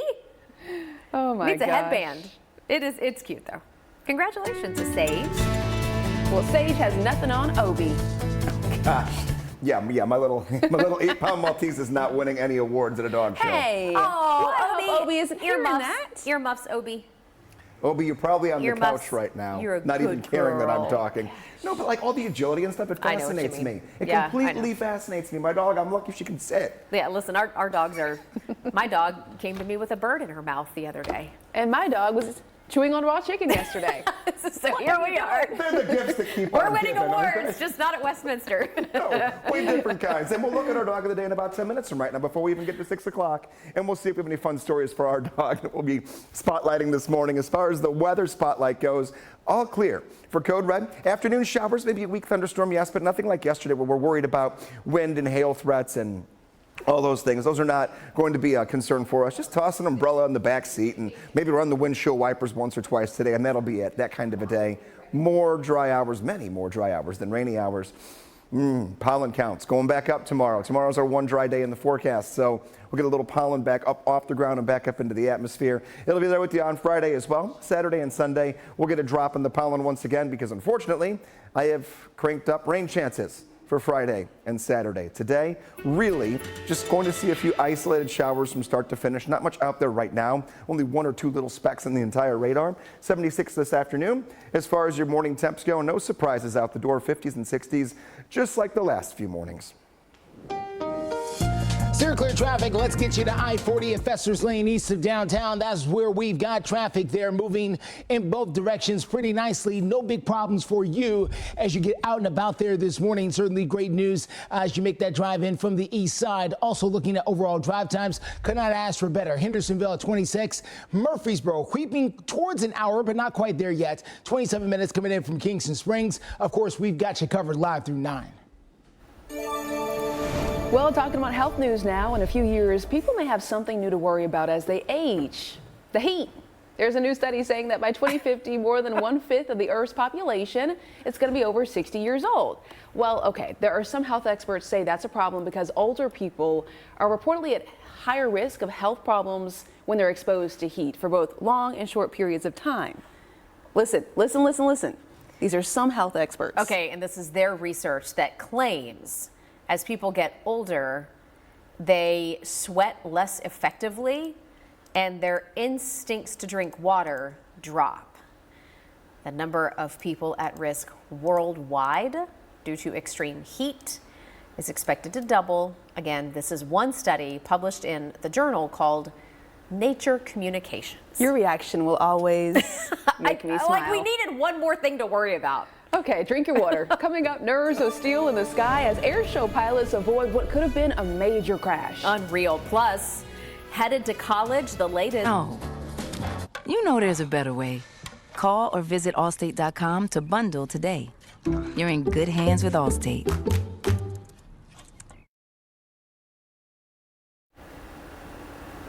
Welcome back. 5:54 is the time, and right now, Fox 17 News, we are popping up this live look at the Nashville skyline. And listen, it's a little bit foggy out there, but we are not in a code red weather alert. That's some good news as we enter our Wednesday. You're going to see maybe some light showers, but certainly not going to be a washout. Maybe you don't necessarily have to pack the umbrella, but we're going to talk about this weekend because showers are in the forecast. We're going to help you plan ahead, though, coming up in a couple of minutes. Let's do it now. Actually, let's do it now. Right now. Greg is ready to go. Because that's a way too gloomy image, so I'm going to get you some sunshine right here. So, dog of the day. Oh, well, hello, Scrappy. We have Scrappy, a rescue who was sent in by Bob and Kathy from Portland. So there you go. That first image, not so good. We have some fog. We have a couple of light rain showers, but Scrappy, it'll still be a great. Look at the eyes. I like Scrappy's little mohawk. Right? That's the first thing I saw. Cute. Cute little updo there this morning. Hawk, maybe. Yeah, a little faux hawk going on. As far as the morning dog walk goes, you're pretty good. I mean, there could be the most isolated little sprinkle or light rain shower, but overall, temperatures are comfortable. Just watch out for kids at bus stops, people watching the dogs, because if you do encounter some fog in one of our neighborhoods, just drive a little more slowly. People will be on the sidewalks here this morning. Taking a look, 65 degrees at 8 a.m., 67 at 9, and also use the low beams when you're driving around. Now, how do you get your dog of the day from your living room to here to back into your living room on the TV? Here's how you do it. You go to Facebook, meteorologist Greg Bobus. You find that pinned post right there, and I will track you down. Just give a little fun story. If you want to tell us, maybe you have a rescue pup, or maybe you have a fun little story or a little quirk about your dog. We'd love to share it right here on Fox 17 News this morning as we go into our 6 o'clock half hour. We'll look ahead to a few showers today and then some updates for the weekend that unfortunately are a little more inconvenient. I've upped the chance for showers and thunderstorms. We'll start diving into any weekend planning. Stair clear traffic takes us to the north side of town. This is going to be I-65 at Trinity Lane up there. Traffic starting to slow down as you make your drive in. Okay, here we go. A few minutes before 6 o'clock. This is our first indication of the rush hour starting to set in at the typical spot, 65 Trinity Lane, as you make that drive in from Madison, Goodlettsville, Hendersonville, Millersville, and all points north. Things start to narrow as you get closer and closer to the Fern Avenue overpass. You can start trying to consider Ellington Parkway as a good way to steer clear as you come down from that north side. But again, no major accidents, at least not yet. We'll continue to watch it here as we move into our 6 o'clock hour. Justin, thank you. Fox 17 News investigates the case of a Tennessee death row inmate in prison for 33 years for a crime a growing number of people are convinced he did not commit. Well, questions surrounding Gary Sutton's conviction continue to grow, from new witnesses to questionable testimony, and now some evidence is under fire. Fox 17 News' Dennis Ferrier investigates tonight. Don't miss this story. It's tonight on Fox 17 News at 9. 2 jet fighter planes had a narrow escape, landing safely after touching wings at an air show. You can imagine everybody holding their breath when this happened, but not the pilots. Nerves of steel, you could say. Footage from the Fort Lauderdale Air Show shows the moments these 2 fighter planes tapped wings mid-air and managed to keep it together. Watch again here, slow motion. Wow. Oh my gosh. Now, incredibly, the pilots of both of these planes not hurt, able to land safely, and the show continued after a brief delay. I've been to that air show. That is very scary for sure. Well, hell, let's talk about student loan rates, which are now reaching its highest in decade. The Department of Education reporting that loan rates for undergrads next school year will increase more than 1% to 6.5%. This is the highest interest rate on student loans in 12 years. Graduate students will also see a 1% increase to their federal loan rates at 8.08%. That is unreal. The Biden administration has yet to announce any plans to potentially reduce or freeze the current interest rate percentage, but we do know he is still trying to cancel student loan debt for certain Americans. Well, hey, get this. Scientists say whale calls could be more complicated than ever known, with even an alphabet of sounds. The researchers found patterns of sounds using, well, artificial intelligence to analyze thousands of sequences of sperm whale clicks. The findings indicate that whales can mix and match click patterns like phrases to convey different information. Fascinating. These whales probably communicating something, but scientists say they still don't know what that something is. So exactly what they're saying remains a mystery. Hear me out. Maybe the whales don't want you to know what they're saying. That's the whole point. Exactly. They got their own thing going. Stay with us, though. Our 6 o'clock hour is starting right now. You're watching Fox 17 News This Morning, your Code Red station. Now on Fox 17 News This Morning, a mid-state teenager arrested in a homicide case. We'll tell you what we've learned so far new this Wednesday morning. And storm damage yesterday over in Lawrence County. It toppled a barn, causing a lot of damage there. We're taking a closer look at what's left behind and what folks are trying to clean up this morning. The family of the boy who was swept under the storm drain is asking for prayers. Coming up, I'll give you the latest on his condition. Good Wednesday morning to you. It is Wednesday, May 15th. Thanks for joining us. I'm Jennifer Waddell. And I'm Erica Glover. We're going to get started now, letting you know Metro Police have arrested a teenager involved in a deadly shooting over in Madison. That is according to police. This morning, we are learning 19-year-old Jalen Sanford is facing criminal homicide charges. Police say 19-year-old Kenneth Buford Jr. got shot and died Monday in a field off North Gallatin Pike near McKinley Street. This is just down the road from the Lowe's in Madison. Buford Jr. died at the hospital. Police tell us they arrested Sanford at an apartment in West Nashville just yesterday. They also tell us that investigation is still active this morning. We're also tracking wicked weather. Pop-up storms hit part of Lawrence County really hard yesterday, and there's a possibility that a tornado may have caused some damage. We're taking a look now at photos from the Lawrenceburg area showing barns destroyed, roofs ripped up, and much more. The good news is no one was hurt. This morning, though, the National Weather Service is going to send a team out to figure out if a small tornado did this damage or if straight line winds are the issue at hand here. We're going to check in now, though, with our Code Red meteorologist who has some updates about what to expect today for your Wednesday. Yeah, for today, a couple isolated showers, so that'll be good for them when they're out there surveying. That not much to worry about. No thunderstorm activity that I'm seeing widespread here. Maybe a clap or two of it east of I-65. Here's the radar. Yesterday, looking back at some storm reports. So all the little white circles here are showing reports of wind damage, potential wind damage. They're going to go down there, though, to the Lawrenceburg area just to make sure that it was not a brief little spin-up tornado that did touch down yesterday. And then a few little blue dots here indicating some areas of some hail that moved through. So we talked about hail and wind being possibilities yesterday morning going in toward the afternoon, and that's what ended up happening for many of us here south of I-40. Taking a look, we have visibility problems here this morning. It is not perfect. We have some areas of some fog, and even a few light rain showers can't be ruled out throughout the morning. Our radar also does a good job of picking up how much rain we've had recently and what that does with how saturated the ground is. So some roadways here are still going to be decently wet when it comes to all that rain we had yesterday and the rain from last week as well. Most of that in some of the areas where we had the wind damage south of I-40. Keep those two things in mind. Getting the kids to school, grabbing the rain gear. First bell, 64 degrees. Most of us not seeing rain for the morning hours, but the afternoon, a few more showers will be out there. It's not going to be like yesterday where we had a line of showers and storms that moved in for just about everyone. This time around, it's going to be the pop-up variety that are very hit and miss during the afternoon. You're starting off in the 50s and 60s. You're on your way to 76 degrees later on this afternoon. 83 tomorrow, finally dry, and then 80 degrees. But unfortunately, storms return just like that Friday into Saturday and early Sunday. Let's get to your steer clear traffic out there for you this morning. This is going to be the very latest happening on I-24 at Bell Road. As you make that drive into town, we're looking good there from the Antioch area. No big problems in either direction there so far. We just picked up a crash and it's clearing as we speak out near Bradley Parkway. As a matter of fact, Bradley Parkway very close to Brick Church Pike there on the north side. I will show it to you, but again, it's moving as we speak. It's gone basically. So good to go as you get out and about this morning. This particular drive will change, and that drive time coming in from Murfreesboro will start to creep up over an hour. It's not quite there yet, but it will be. So if you know you have to take this part of the drive out there, get while the getting's good. Today marks 1 week since our tornado outbreak here in the mid-state, and also 1 week since 10-year-old Asher Sullivan was swept into a storm drain over in Rutherford County. And this morning, Fox 17 News reporter Karen Aguilar is joining us live at Vanderbilt Children's Hospital, where Asher is currently, to give us the overnight update from his family.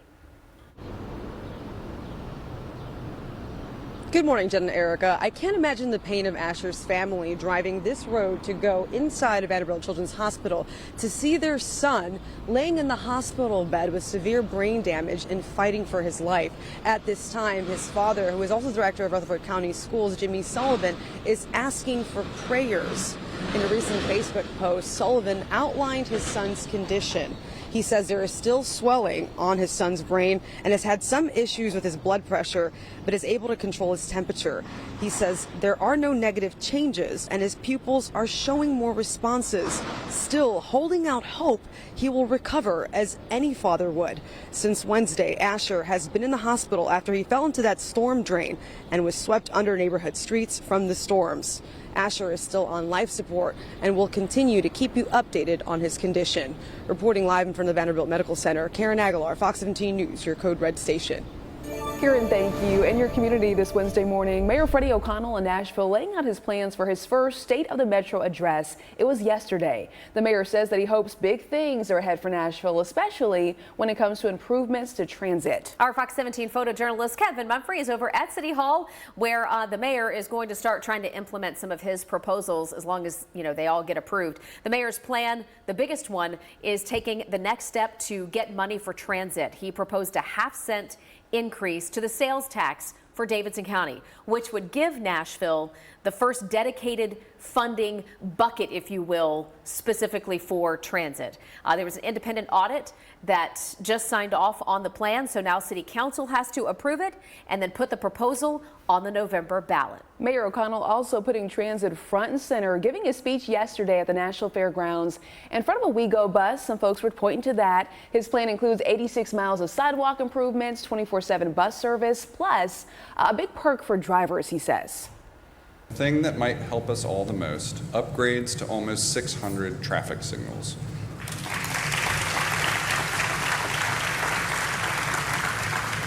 Two of every 3 traffic lights in Nashville to make sure we all hit fewer red lights after Nashville SC games or in our daily commutes.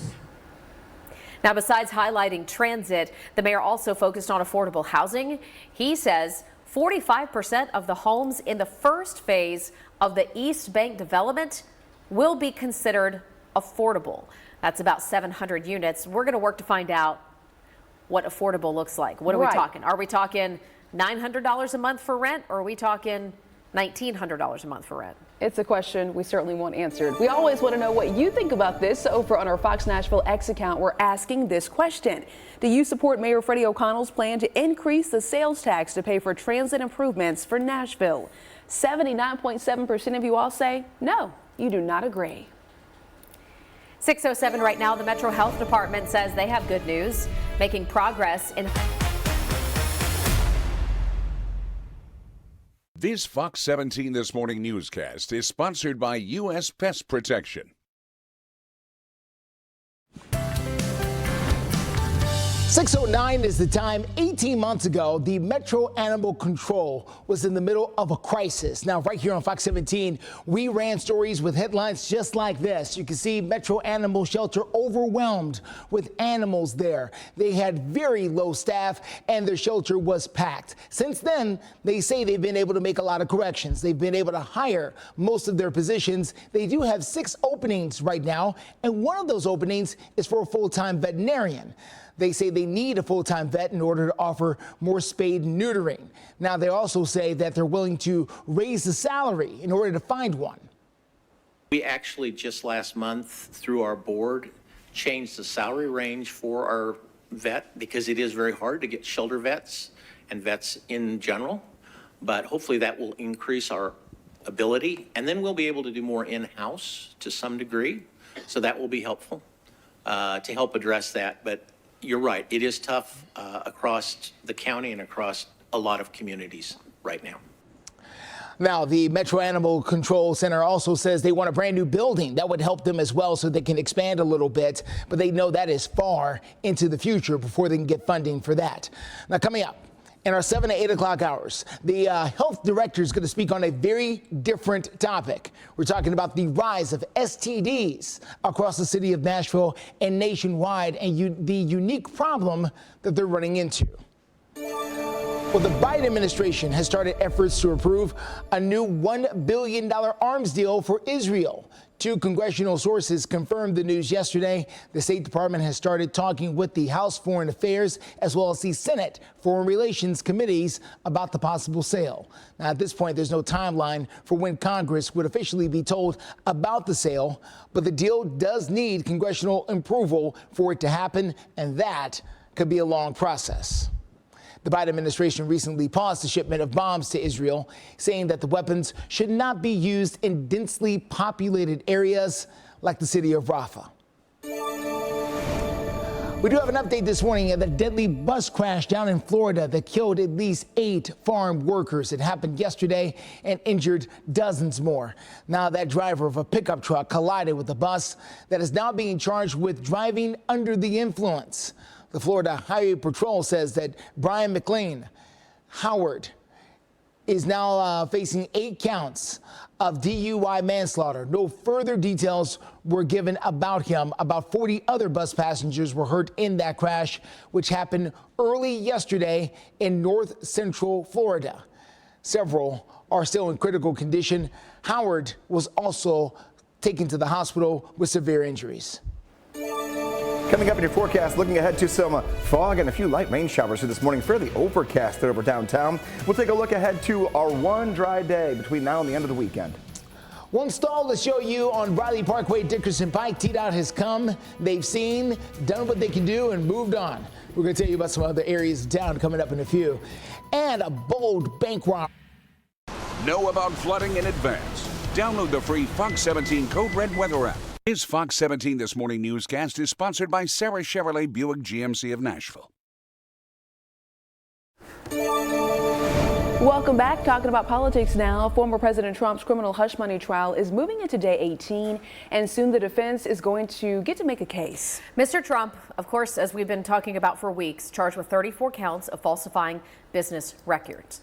Prosecutors claim that he tried to illegally influence the 2016 election by paying to keep damaging stories about his personal life from becoming public. Now, there are others who say there was nothing illegal about what he did, but the star witness for the prosecution is Michael Cohen.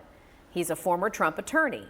Again, the star witness for the prosecution, and yesterday he testified that Mr. Trump told him to pay several people to stay quiet, including adult film star Stormy Daniels, a doorman, and a Playboy model. Mr. Trump's attorneys went in on Michael Cohen, questioning his credibility, especially the time he spent behind bars. Meanwhile, Mr. Trump is angry about his gag order. The Republican nominee for president, I'm leading in every poll, and I have a gag order. So I think it's totally unconstitutional, and we'll test that. This will be tested. Well, Cohen is the prosecution's last witness, and Trump's defense will then begin after that. The former president, though, has not said whether he's going to testify in his own defense. In Operation Crime and Justice this morning, a bank robbery with a smile.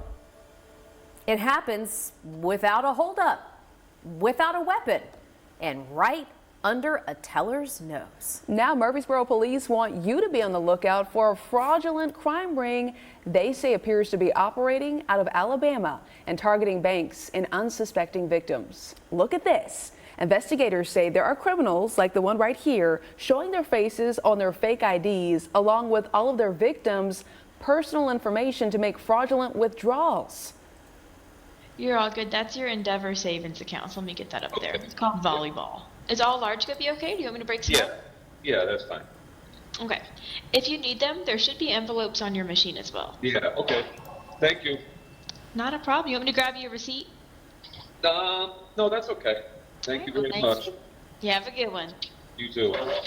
Murfreesboro police say that particular guy that you just watched there made off with thousands of dollars. So now they're just reminding you to please keep an eye out on your accounts. If you see something that's unauthorized, even for the smallest amount, go ahead and report it, because that's typically how they get into your accounts, making those small amounts just to see if it can sneak in and then taking off with more. Years ago, that's how we found out somebody was trying to drain our account. Oh, really? Yeah, we had visited the Grand Canyon and used our debit card at a store in the Grand Canyon. And after we got back from our trip, we noticed these random charges for like $2.28, $1.79, $4.68, little things that you might not think about.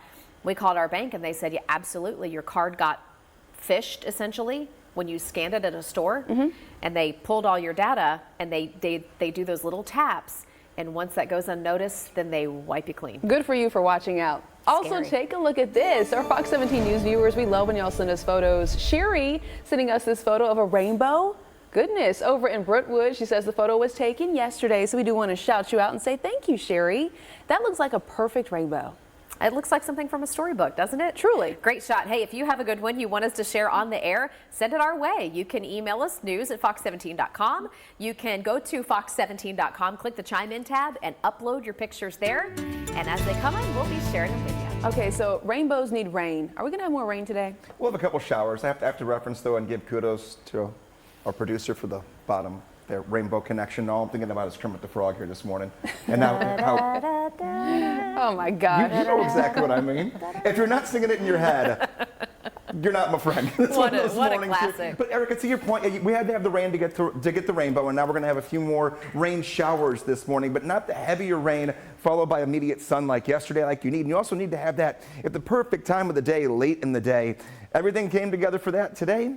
Don't plan on rain all day long. This will literally be a late morning into early afternoon shower situation here. Just a couple of them, not a lot. Now, there are a few sprinkles that are on the radar right now, but most of our activity going to be the afternoon, and will finally be dry for tomorrow. These are the two spots where a little light rainfall has kicked up here in the last hour, but splitting right between McMinnville and Cookeville. We scoot on down toward the plateau area, and we'll see that it'll be in Cookeville if it holds together in about 15 minutes. You'll get about 20 minutes worth of rain, then you're done. That's how today is going to be. Tiny little pop-ups that last about a half hour. You might get one or two after it, kind of on and off. That's how it is. Gloomy looking though. We have visibility problems when it comes to some fog, and we have the overcast skies, so get used to that. That's not going anywhere. Limited sunshine for today. The more west we get of Nashville and the closer to the Tennessee River in our western counties, better chance for sun than the rest of us. 76 degrees this afternoon right now, upper 50s and low 60s. Temperature range here to start off here on your Wednesday. Steer clear traffic takes us to the north side. It's going to be I-65, the I-24 junction. That's where we are dealing with a disabled vehicle there on the side. It's a van towing something. Unsure what's on the rear of that thing, but whatever it is not going anywhere fast right now. They're waiting on some additional help to come help them and move them along. Not causing big congestion, at least not yet. Just heads up in that area there on I-65 at the I-24 junction there on that north side. Other things we're watching are the drive times this morning. Hendersonville, 28 minutes. Murfreesboro, here you go. Just over an hour now, 67 minutes. We'll see how high it climbs today. 27 minutes is the time coming in from Franklin. 6:20 right now. The Justice Department now says that Boeing violated a 2021 agreement that shielded the company from criminal charges related to deadly crashes involving its 737 MAX aircraft. Listen to this. The Justice Department says Boeing did not make necessary changes. One of them, a condition of the $2.5 billion settlement. The Justice Department says, what does this mean? Well, it means Boeing could be prosecuted, but the government is still determining how to proceed. Boeing so far making no comment. Well, the U.S. Department of Education and Justice Department marking the 70th anniversary of Brown versus Board of Education court case. Just marking here that this Friday is going to mark 70 years after the Supreme Court ruled racially segregated schools unequal and unconstitutional. The Nashville Sounds got a big win last night, beating the Jumbo Shrimp. Now we're talking about what's next for the Sounds and how you're going to be able to get out there and enjoy some baseball. Gotta tell you, I love our Sounds, but the Jumbo Shrimp, that's my favorite mascot in AAA baseball, the Jumbo Shrimp. And hey, former top quarterback Tom Brady has a new job. We'll tell you how he's making his TV debut. He's all over the place, from Netflix to that. Hey, and thank you for waking up with Fox 17 News this Wednesday morning. We're your only... And now, enjoy breakfast till noon every day. Hardee's, goodness in the making. This Fox 17 This Morning newscast is sponsored by Ponce Law. Welcome back to Fox 17 News this morning. 6:24. You could say it was a resounding victory for the Nashville Sounds. Did it? Hey, there you go. Beating the Jacksonville Jumbo Shrimp last night down in Florida. All right, so it was a huge win, a jumbo-size win, if you will, 12-2 over the Jumbo Shrimp.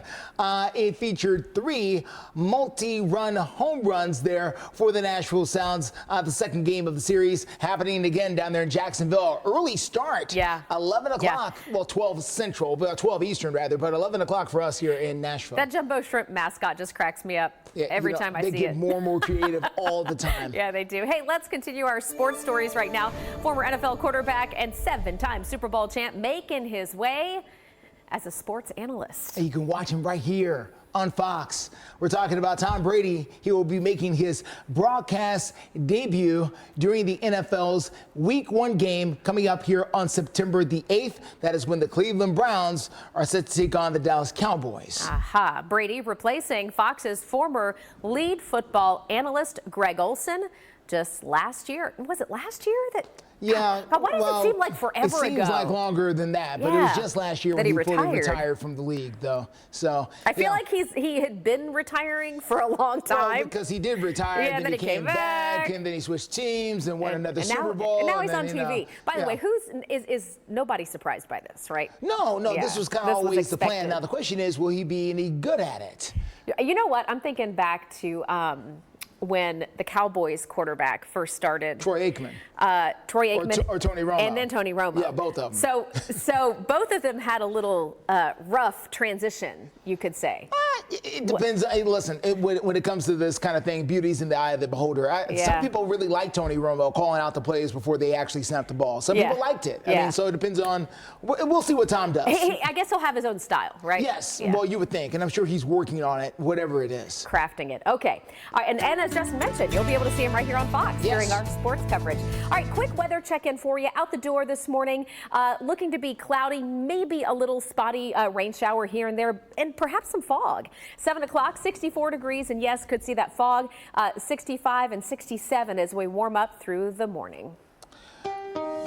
Steer clear traffic takes us to I-24. This is down at Harding Place in Antioch. Traffic there moving along pretty nicely. Also seeing the road dry out as well. So starting to see more dryness instead of, you can still see the different coloration there of the road, but some of that is wet and some of that is dry. So heads up as you get out there this morning. Other than that, the fog is starting to clear up. So nice smooth drive for most of you getting out there this morning. We have a man who is now charged this morning in a deadly hit and run in Dickson County. Why police say he should have never been behind the wheel in the first place. And the Sullivan family down in Rutherford County holding out hope after the in a flood. Be in the know. Get flood alerts in advance with our Code Red weather app. Fox 17 News Code Red weather alerts, empowers, protects. You're watching Fox 17 News This Morning, your Code Red station. Now on Fox 17 News this Wednesday morning, in the aftermath of last week's tornadoes, schools in Murray County are reopening, so we're updating folks on what's going to be happening there today. And a live look into downtown Nashville to kick off your Wednesday. Happy Hump Day, y'all. It is May 15th. A little bit of a foggy, perhaps drizzly start for you out there. We're tracking your forecast, letting you know when this rain is finally going to clear out. And a 5-star day that's on tap. Greg will tell us which day of the forecast is looking really good. And steer clear traffic takes us to the north side. A little help on the way for a disabled van on the shoulder of the road. We'll tell you the best ways to steer clear. Thanks so much for starting your day with us here on Fox 17 News this morning. We're glad to be here for you. I'm Jennifer Waddell. And I'm Erica Glover. We're going to get started this Wednesday morning with an update. We now know that a man has been charged regarding a deadly hit-and-run crash over in Dickson, and the victim's name is now being shared. All right, let's get to the details new this morning from Dickson County. 46-year-old Nathaniel McReynolds now charged with aggravated vehicular homicide and several other charges, 6 as a matter of fact. McReynolds already had been arrested Sunday, and his license was already revoked because of a prior DUI offense. Police say the Saturday night crash killed Joseph Sims II, who was walking along Beasley Drive near the intersection of Cowan Road. Dickson police say that a citizen tip helped them to press the charges. They're also saying if you saw anything happen on Beasley Drive from Saturday night to Sunday morning, you were asked to go ahead and call Dickson police. This Wednesday marks 1 week since the tornado outbreak here in Middle Tennessee. One tornado, an EF3, claimed the life of a woman in Murray County.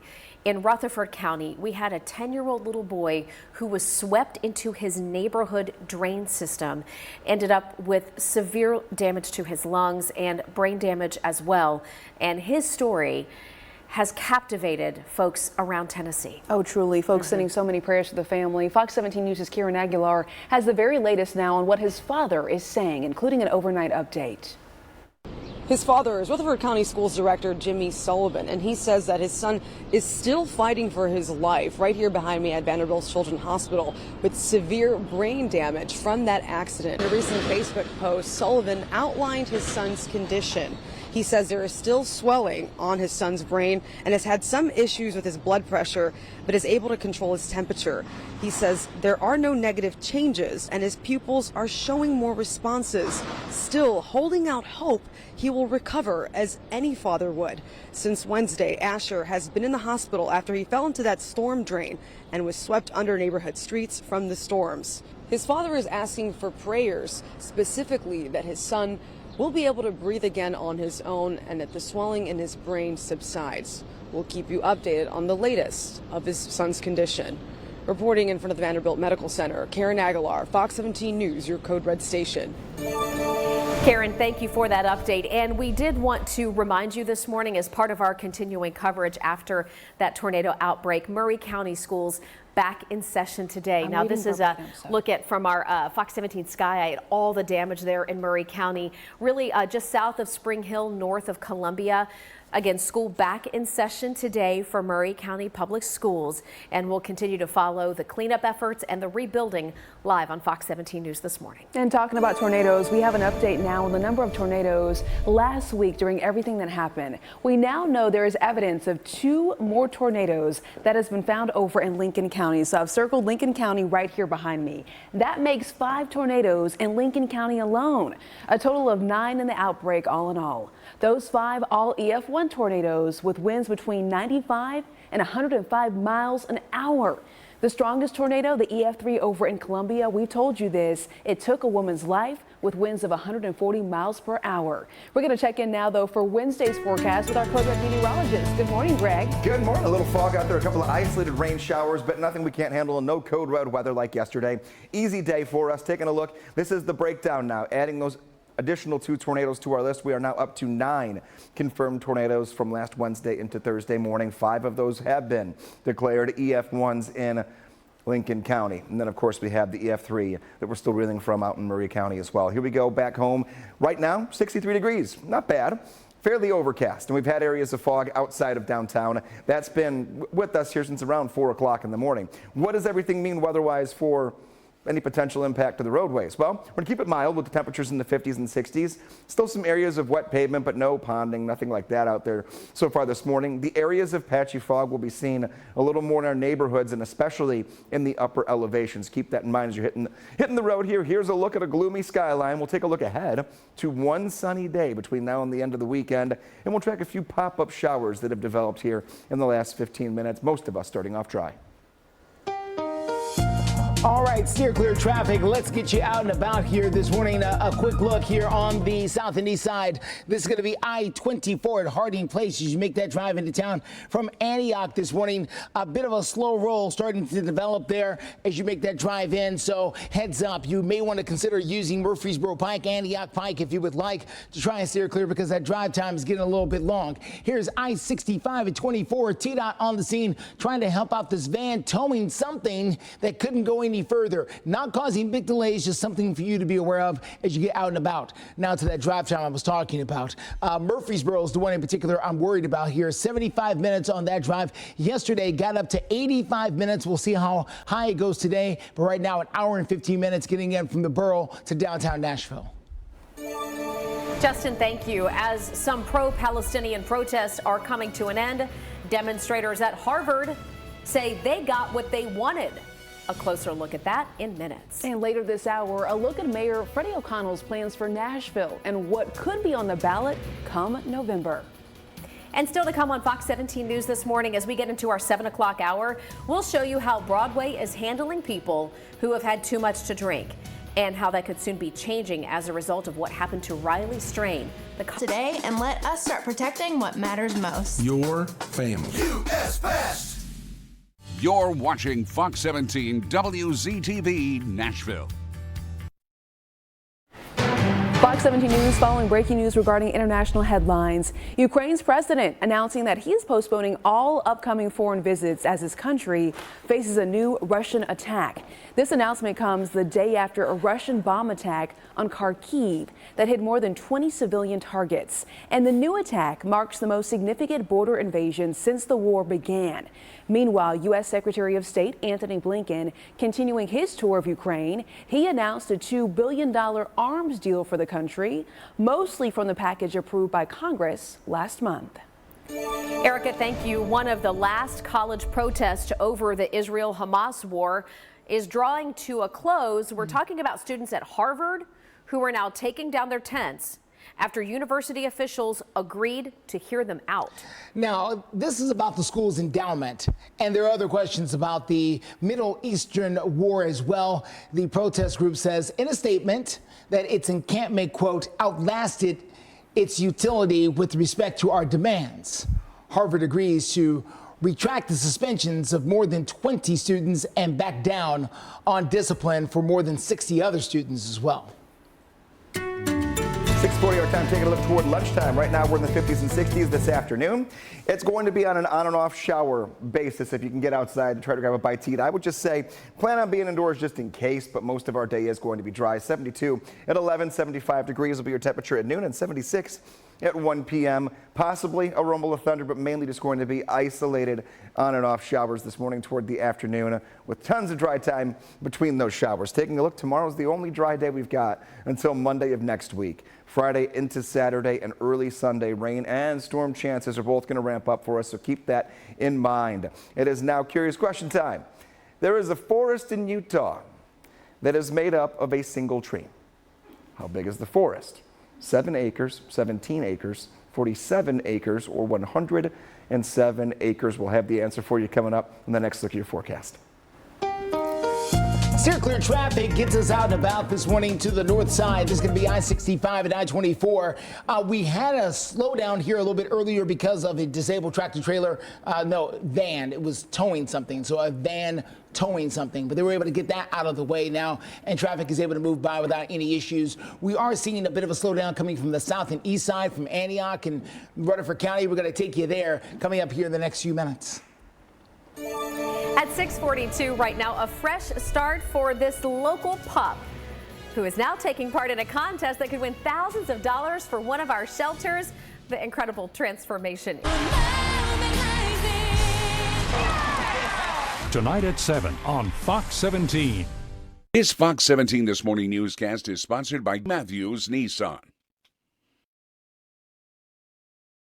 Welcome back. Right now, in the high cost of homelessness, Nashville's homeless population is growing. We've talked about this, and new government information showing a 43% increase in chronic homelessness, despite a $50 million investment to tackle the issue. So how is it that we've invested $50 million in the Nashville area, but homelessness has gone up? Well, in March of 2023, we had about 1,000 people who were experiencing chronic homelessness. Look at the number now, more than 1,400. That's a 43% increase. Community advocate Barry Dupnick, who spent the last year cleaning up encampments across Nashville, says he has seen just about everything you could possibly imagine in these camps. To be honest, the city lets them grow to this massive size until it becomes such a hazard and an issue, which they shut them down. If we can combat that to try to nip it in the butt earlier than later, that's what I'm trying to help prevent larger issues in the future. Well, in response to this increase in the numbers, the Office of Homeless Services, they sent Fox 17 News this statement. Take a look. It reads in part, quote, addressing homelessness is a complex and multifaceted issue that requires a comprehensive approach. Yeah, they've heard that in West Nashville for years. Regarding the Brookmead encampment, that's one of the biggest ones that we've documented. And neighbors want to know, why does the city let it get to that point in the first place and not take care of the problem, to Dupnick's point about, taking care of it early on. Also in your community right now, Nashville Mayor Freddie O'Connell has laid out his plans in his first State of the Metro address. And he says big things are coming for Nashville, especially when it comes to improvements for our transit. Right now, Fox 17 News photojournalist Kevin Mumphrey is joining us, giving us a live look at City Hall. This is where the mayor's plan is going to be taking the next steps. O'Connell proposed a half-cent increase to the sales tax, which would give Nashville its first dedicated funding for transit. Yeah, its own bucket of sorts. Yeah. An independent auditor just signed off on the plan, saying it looks good, but now City Council has to approve it and then get the proposal on the November ballot for the people to vote. It's called Choose How You Move, and it's focused on sidewalks, signals, service, and safety. Major pieces of this plan include fixing, he says, 86 miles of sidewalk, reliable 24/7 bus service, also improving 54 miles of the busiest roads in Nashville, hopefully to help smooth out commutes into and out of town. Since the audit has now been given the go-ahead, City Council can decide whether to approve putting this on the November ballot, as we just mentioned, which would then give the people of Davidson County the opportunity to either approve it or shoot it down. Right now, we're talking about a transformation that's trending on social media, from a ruffled puppy to a bright face. Look at this. Wow. Yeah, and this makeover for this dog could win thousands of dollars for the Williamson County Animal Shelter. All right, here's the story. This is Maddie. Maddie was rescued in Williamson County, and a groomer helped clean her up, and give her a fresh start. Poor little Maddie was so matted, but is now taking part in the Wall Dirty Dogs contest. And if Maddie wins, she could get money for the local animal shelter there in Williamson County. If you want to vote for Maddie, we've got the link right now on our website, fox17.com. Look at that smile. Go, Maddie. Oh, I'm going to go vote for sure. Hey, I want to check in now with our Code Red meteorologist because I want the question of the day. I want to get the answer. Okay, so here it is. This is the curious question today. Okay. There's a forest in Utah made up of a single tree. Now, I want to know, how big is that forest? 7 acres, 17 acres, 47 acres, or 107 acres? D. Does the tree take up that much space? It's a forest with a single tree. So it's a forest with just one tree in it? Yeah. Got D. an idea? You're guessing D? D, because Go it D. has to be that wild to be a story in my mind. I agree. I hear you. I'm just going to, for the sake of a point of difference, I'll say B. Okay, B 17. and D. Yeah. Erica, you are right. There you Now, go. there is a little bit of a caveat to this, though. You will see gets more, bragging rights. You will see more than one thing sticking out of the ground if you go there. What is it? It is a single root system Okay. of more than 47,000 trees that come out of the same root ball.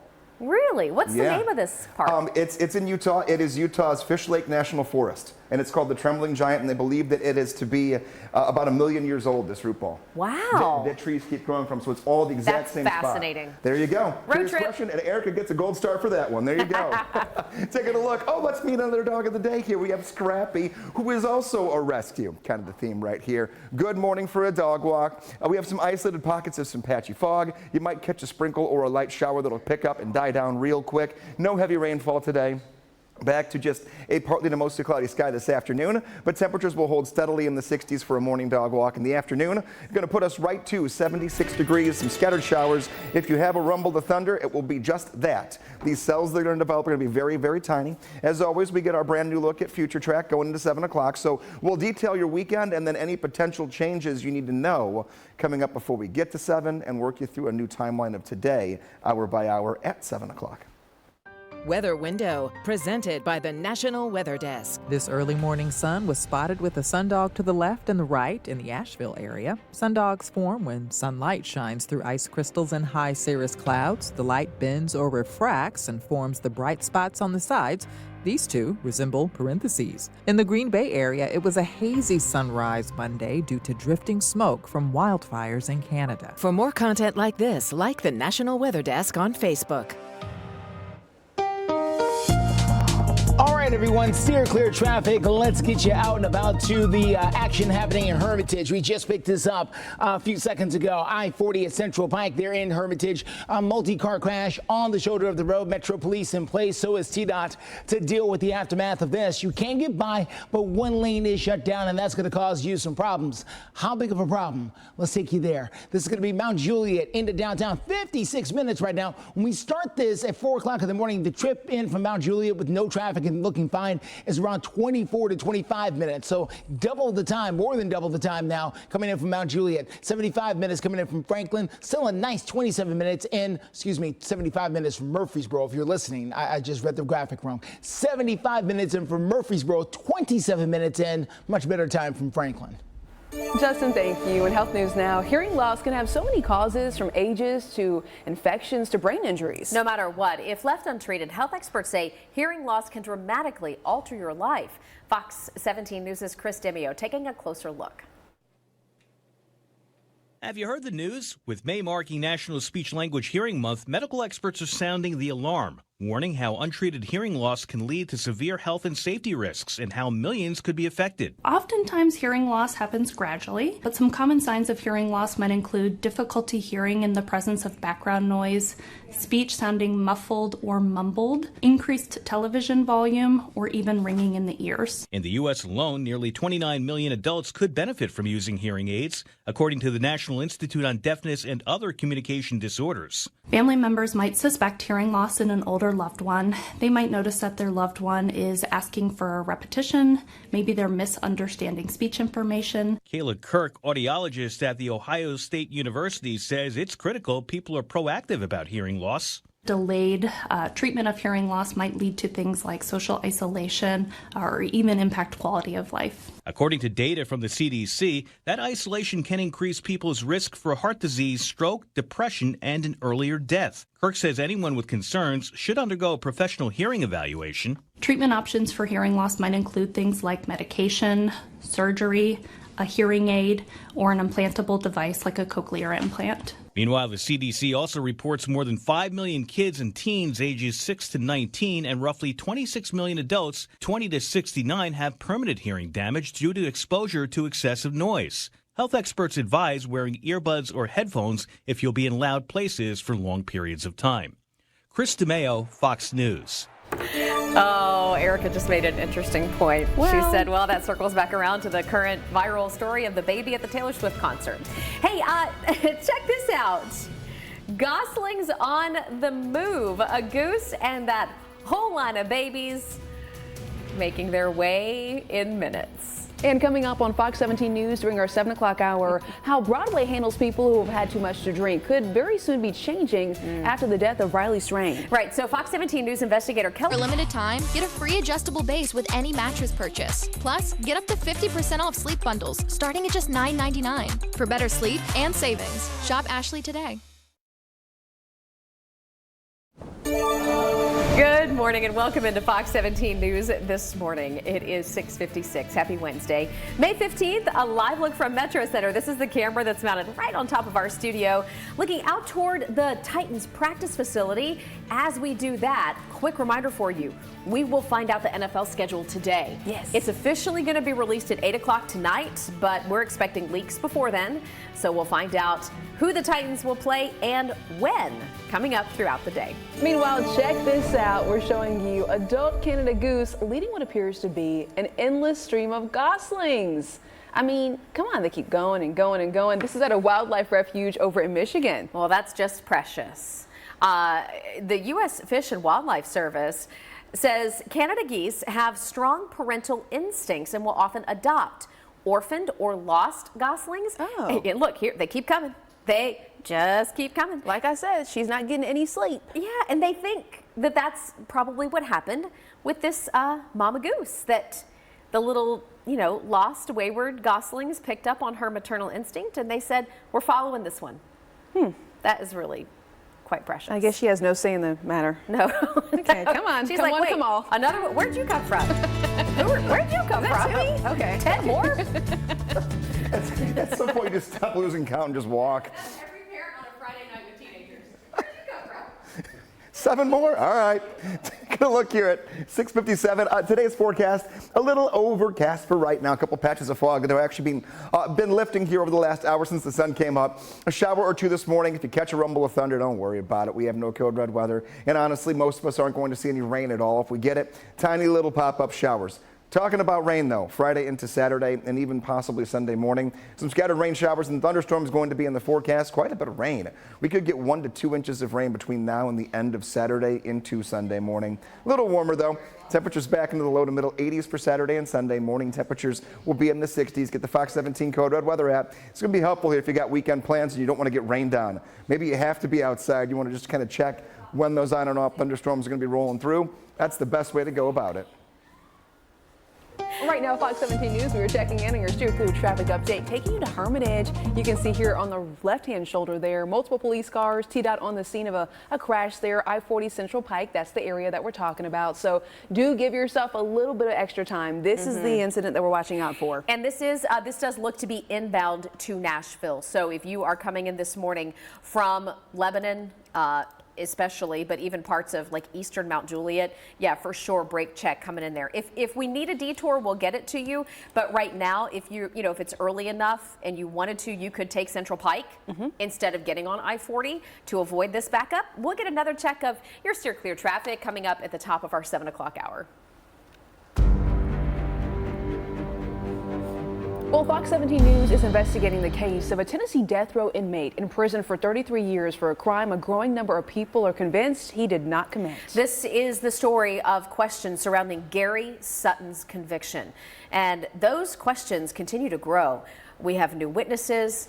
questionable testimony, and now some evidence that is under fire. This is a story that Fox 17 News' Dennis Ferrier has been investigating for years, and he has an update for us tonight on Fox 17 News at 9. You're watching Fox 17 News This Morning, your Code Red station. Now on Fox 17 News this Wednesday morning, Nashville Mayor Freddie O'Connell delivering his State of the Metro address yesterday. What his proposed transit plan could mean for you. And we have an update this morning from the family of Asher Sullivan. Asher is the little boy who ended up being swept into a storm drain 1 week ago today in Rutherford County. We'll hear from his family in minutes. The forecast this morning, a little patchy fog, beginning to lift in some spots, but we'll find where it's still at, and also a few isolated showers, and then we'll plan your weekend with some unfortunate thunderstorms. Steer clear traffic has got to slow down at I-40 at Central Pike. We're going to tell you the best ways to deal with this and how big the backup is. We're going to get started, though, by saying thank you for joining us here on a Wednesday morning. For Fox 17 News, I'm Erica Glover. I'm Jennifer Waddell. Glad to be your live local news source through 9 a.m. And we begin the 7 o'clock hour right now in your community as Nashville Mayor Freddie O'Connell is laying out what he wants to do for Nashville. This was all part of his State of the Metro address. So it happened at the fairgrounds yesterday, where the mayor touched on Metro's policies accomplished, increased budgeting for Metro schools, and raising wages for government employees. Mayor O'Connell really honed in on the need to change the affordability of the city, stating that the federal minimum wage is not matching the rising cost of living, which is one of the reasons why he says he is proposing an increase in sales tax to support his transit plan. All right, so when it comes to safety, finances, transportation, the homeless crisis in Nashville, we're going to get a good rundown here with Fox 17 News reporter Karen Aguilar. She is live downtown breaking down what that proposed tax increase would mean for folks living in Davidson County. Good morning. Take a look at how many people take public transportation. Now imagine getting out of your job late, tired, you're anxious to go home, and then all of a sudden realizing that you can't get on one of these buses because they run late. According to the mayor, that is a reality of some Nashvillians. His transportation improvement program called Choose How You Move includes a transit system that runs all year, 24 hours a day, doubling transit frequency and adding more routes. It also focuses on improving sidewalks, signals, and safety on roads. You've seen the potholes. Mayor Freddie O'Connell shared a personal story shortly after his time in college on how much people can save if this program gets approved. I faced a choice: go back into debt almost immediately or figure out something else.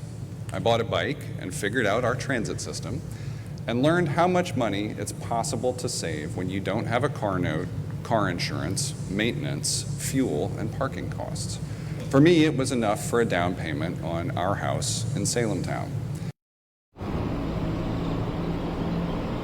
The next step is for Metro Council to place this program on November's ballot for people to vote on.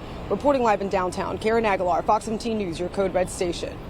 Karen, thank you. Over on our Fox Nashville Twitter account, we have a poll up right now. It's active, asking, do you support Mayor O'Connell's plan to increase the sales tax to pay for transit in Nashville? Right now, an overwhelming 81% of you say no, you would not be in favor of that. You can vote right now. We've already got close to 350 votes or so. Head to twitter.com, search Fox Nashville, or if you got your smartphone handy, hold it up to that QR code on your screen. It'll take you there now. Let's check in now with our Code Red meteorologist for our Wednesday forecast. Good morning, Greg. Good morning. Waking up here a little more calm than yesterday morning, especially going in toward the afternoon. Things will look much better than yesterday. We're not completely dry. There'll be a few showers out there, and there could be 1 or 2 downpours that move in with that as well. But tomorrow is our only dry day for the next 5 days. So between now and the end of the weekend, Thursday is the pick. It's a 5-star day. We're going to have some sunshine. Back to the 80s for the afternoon, low humidity. Pollen counts are manageable, and even the morning temperatures are going to be in the 60s and comfortably warm. And then we go back right to it. Active pattern for Friday, Saturday, and Sunday. More showers and thunderstorms. At least we're increasing our daylight when we do have the sunshine.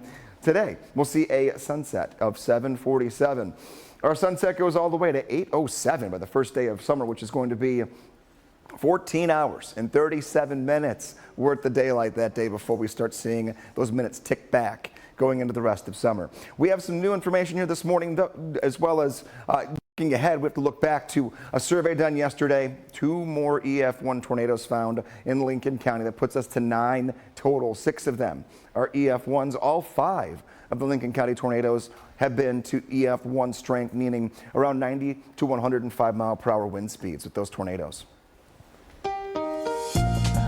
Steer clear traffic for you this morning. Let's get you out to the very latest happening on I-40 at Central Pike. Just dealing with a clearing accident in this area. We did have a crash there on the shoulder. Police were able to come along with TDOT and get that out of the way. So no more problems there. You can make your drive into town, even though things are going to be slow for the next few minutes. Let me show you how slow with your drive times here. 58 minutes in from Mount Juliet. But again, the good news is the time will start to come down now that that accident near Central Pike has gotten out of the way. 86 minutes in for Murfreesboro. No crash. It's just slow because, you know, it's Nashville. And it's that drive coming in from Antioch. A lot of people live off I-24, which makes it slow. 69 minutes in from Clarksville this morning. We'll continue to follow that drive and let you know the best way to go. And Steer Clear Traffic's got you covered live through 9. Justin, thank you. Today marks 1 week since the deadly tornado outbreak in the mid-state. We had a woman who died in Murray County.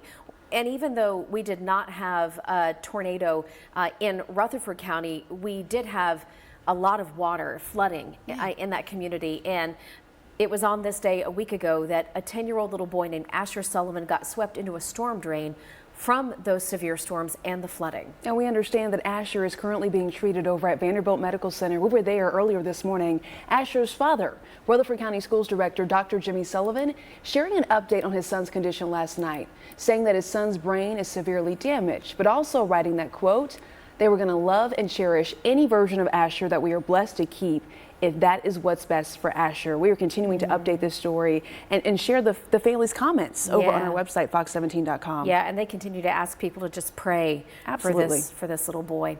The Metro Health Department in Nashville says sexually transmitted diseases are on the rise. The director saying technology is part of the reason why. So coming up, we're going to hear the blunt explanation from Nashville's top doctor. Fox 17 News has you covered all morning long, live through 9 a.m. A couple different live looks right now. Just reassuring you that any rain showers you see today are not expected to be strong or severe. We are not in a code red weather alert right now. Bottom right is a live look at Steer.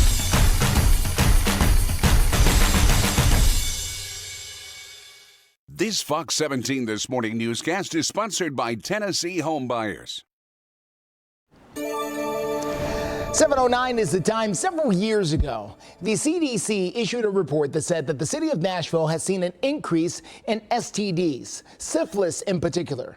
Well, the health department at the time put out a message to try and warn the public, but the Metro Health Department director says that the situation with STDs across the city has continued to rise, and he says technology is playing a big part. Listen. Some of that has to do with a number of apps that are out on your phone where you can hook up and we cannot do contact tracing because what we would typically ask is, who were your sexual contacts? I don't know, it was Joe and I met him on Tinder. So that makes it a little tougher. So in addition to avoiding Joe from Tinder, is there, for anyone who may be watching, what type of information do people need to collect in the event that they need to contact y'all for contact tracing? I think that may be good for the community to know. You know, it's always obviously easier if you do have a sexually transmitted disease to know who you've had sex with, and that's sometimes uncomfortable. You may have met them, you know, may not know exactly where they live, whatever. Yeah, just get some more information about that person that you're doing that with. The health department also strongly encourages the use of sexual protection during certain activities as well. Wicked weather has caused some big problems, and it's been back in the mid-state. This is after last week's deadly tornado outbreak that took place. This time, though, it was strong winds that hit certain areas very hard. This pop-up storm caused damage in and around the Lawrenceburg area. Now, these pictures show some of that damage. The barns destroyed, roofs ripped off, and some trees toppled as the storm moved through the area. Thankfully, no one was hurt. This morning, the National Weather Service will be on the ground to determine if this damage was just straight line winds or possibly a small tornado. And thankfully in the COVID forecast, not much happening later today that should slow down that assessment. Right now you can see fairly overcast. We'll get a few light sprinkles and showers today. We'll time those out in your forecast for you. Steer clear traffic, Vietnam Vets at Gallatin Pike in Hendersonville looking pretty good. We're going to tell you about the latest drive times that we've got going on coming up in a few. Plus, the latest on a pothole in Clarksville. We're going to tell you why. Plus, save an extra $200 on a premium adjustable base and get 0% interest for up to 5 years. Sleep Outfitters, the way mattress shopping should be. In a Fox 17 News Wednesday morning update, Dickson police say a man with a revoked license is now charged in connection with a deadly weekend hit and run. Yeah, investigators say this guy should have never even been on the streets. Nathaniel McReynolds, according to police, hit and killed Joseph Sims II as he was walking on Beasley Drive Saturday night in Dickson County. Police say McReynolds had been driving on a revoked license because of a previous DUI conviction. McReynolds arrested Sunday on an unrelated charge, and he now faces 6 new charges, including aggravated vehicular homicide. He is currently being held without bond at the Dickson County Jail. We also have an alert this morning regarding a missing man out of Rutherford County. That is where the sheriff's office says that they found his car across county lines, and we're going to show you a photo of who they're looking for. This is 69-year-old Kevin Sharp of Eagleville, last seen more than a week ago on May 4th. His car was found May 5th, but found in Putnam County. So they're asking right now if you have any information about Kevin Sharp or where he might be. Perhaps you saw him somewhere and his photos are ringing a bell for you. Call the number on the bottom of your screen. That's a number that goes straight to the Rutherford County Sheriff's Department, 615-904. Week we told you about a possible sinkhole situation. Okay, so we're showing you a photo of the area that we were talking about. It was at the intersection of College Street and North 1st Street near Austin Peay. So here's what we've learned. This is structural damage to an underground combined sewer vault. This is according to Clarksville Gas and Water. So they started excavating this area yesterday, which means it's now an even bigger issue because they've got crews out there trying to dig further into the problem to try to fix it. So here's what you'll want to do. Heads up for our folks in Clarksville right now. Excavation is underway for this area. Again, the location, the intersection of College Street and North 1st Street. And we understand that there is no timeline for when the roads will reopen. Traffic will be detoured to 2nd Street for you to get access to Riverside Drive. This is right there by the campus of Austin Peay. Yeah, so we'll have some more updates and follow that story as the weeks continue on. Today, though, is the last day of the Empty the Shelters event at several mid-state animal shelters, hoping to reduce their adoption fees. That's what they've done to just $25 to get more people out there. The Nashville Humane Association, Murray County Animal Services, Rutherford County Paws, and the Humane Society of Dickson County, all of them are participating. So the fee includes spay or neuter, vaccinations, and microchipping. All right, we're going to take it on over to hopefully, no dog of the day. Are we getting there? Oh, we'll get there. We'll get there. But I promise you by the end of the half hour, we'll get there. Okay. I usually look ahead. You two know this to see what's going on. I caught you off guard. And I was over here looking up more curious questions for the rest of the week, so I wasn't paying attention to you. It's okay. It's okay.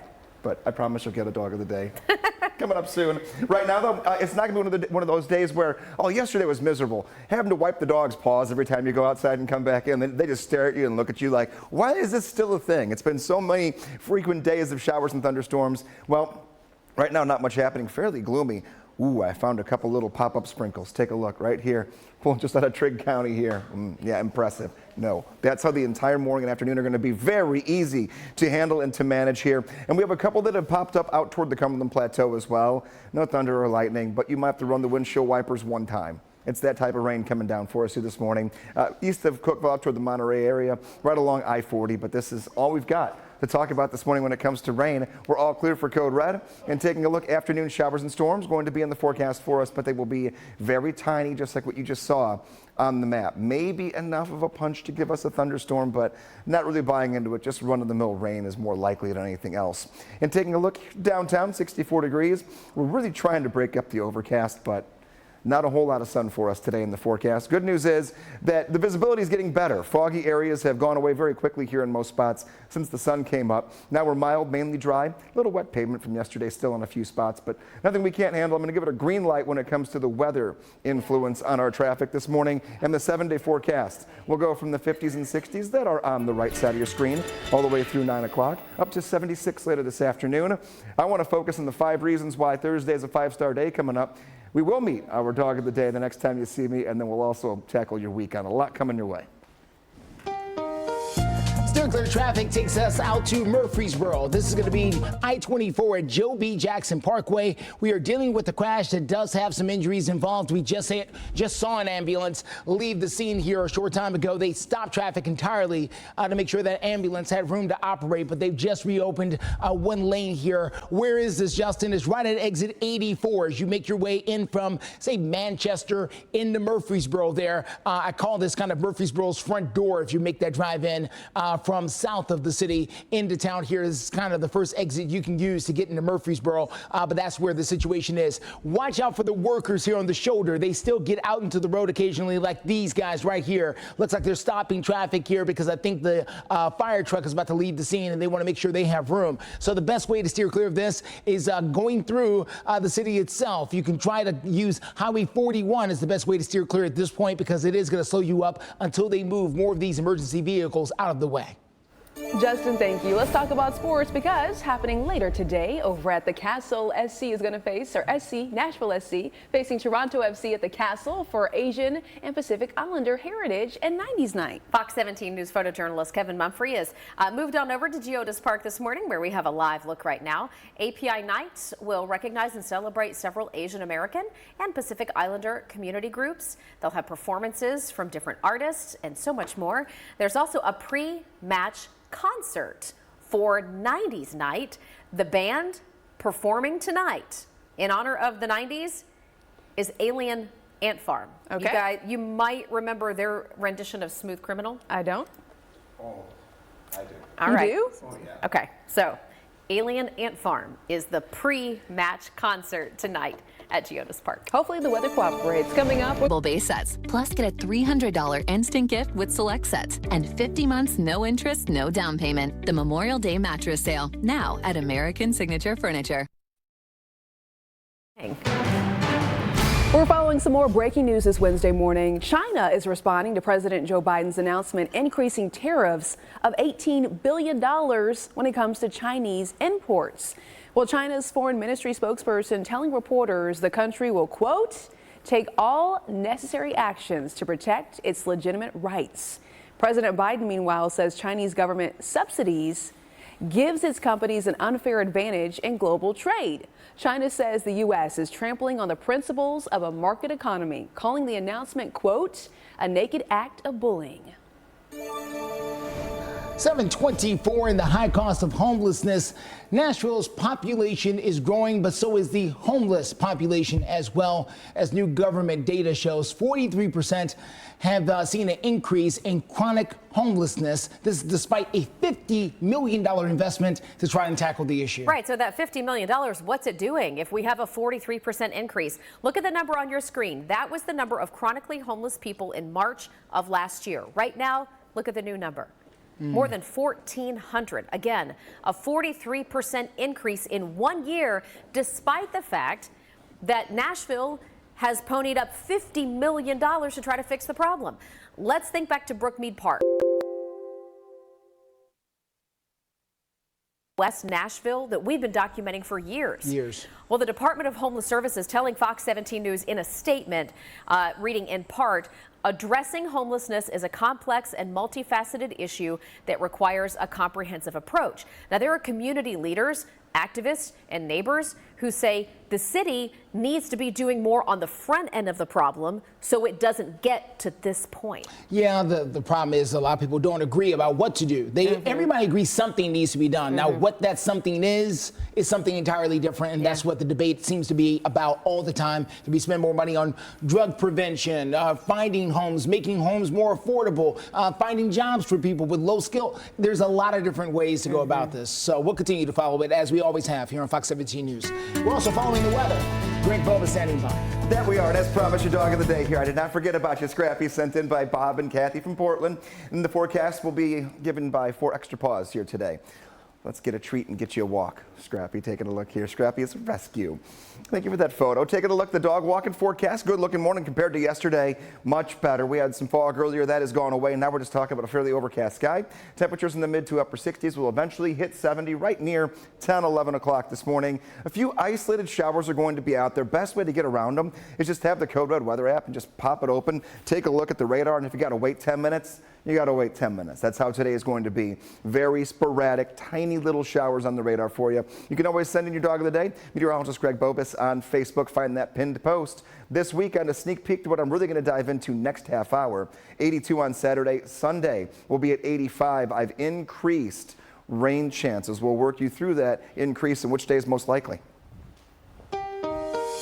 7:26 is the time. Steer clear traffic out there for you. Let's take a quick look at I-24 Joe B. Jackson Parkway. That's where we're dealing with a crash there. If you look closely at the top of the screen there, you can see that crashed car, and it looks like it's pretty flattened there. Unsure exactly what it ran into or why, but we do know one person has been taken to the hospital as a result of this crash. We know that because we saw them being lowered into the ambulance and driven away. So if you need to make that drive in, just know it's going to be a little bit slower. You may want to try to take Highway 41. It's the best way to steer clear.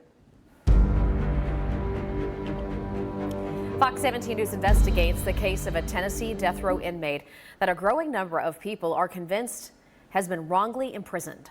Now, with this morning, we're talking about Gary Sutton, and there are a lot of questions surrounding his 33-year-old conviction, and they continue to grow. This is from brand new witnesses to now questionable testimony, and even some of the evidence is under fire. Fox 17 News investigator Dennis Ferrier will have that story tonight on Fox 17 News at 9. In the meantime, Metro Mayor Freddie O'Connell wants you to choose how you move. The voters have got to give him the green light first. We've got details on his transportation proposal. That's coming up after the break. A crime ring getting access. Call a Code Red weather alert. No, we're providing you with the information needed to prepare and stay safe. This Fox 17 This Morning newscast is sponsored by Ponce Law.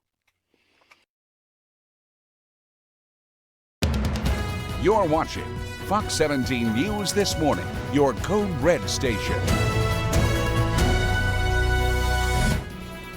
Now on Fox 17 News this Wednesday morning, is Nashville ready to choose how it moves? Our Kieran Aguilar is breaking down Mayor Freddie O'Connell's transit plans in moments. Waking up here to an overcast sky, fog is lifting. We have some showers that have popped up. They're real tiny, but we'll find out where they're on the map and the best chance for rain later today.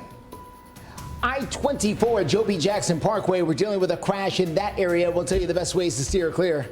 Thank you so much for waking up with us here on a Wednesday morning. For Fox 17 News, I'm Erica Glover. And I'm Jennifer Waddell. Glad to be your live local news source through 9 a.m. Right now, our top story this half hour dives into the mayor of Nashville's first State of the Metro address and how it explains the kind of money that the mayor wants to use to improve transportation.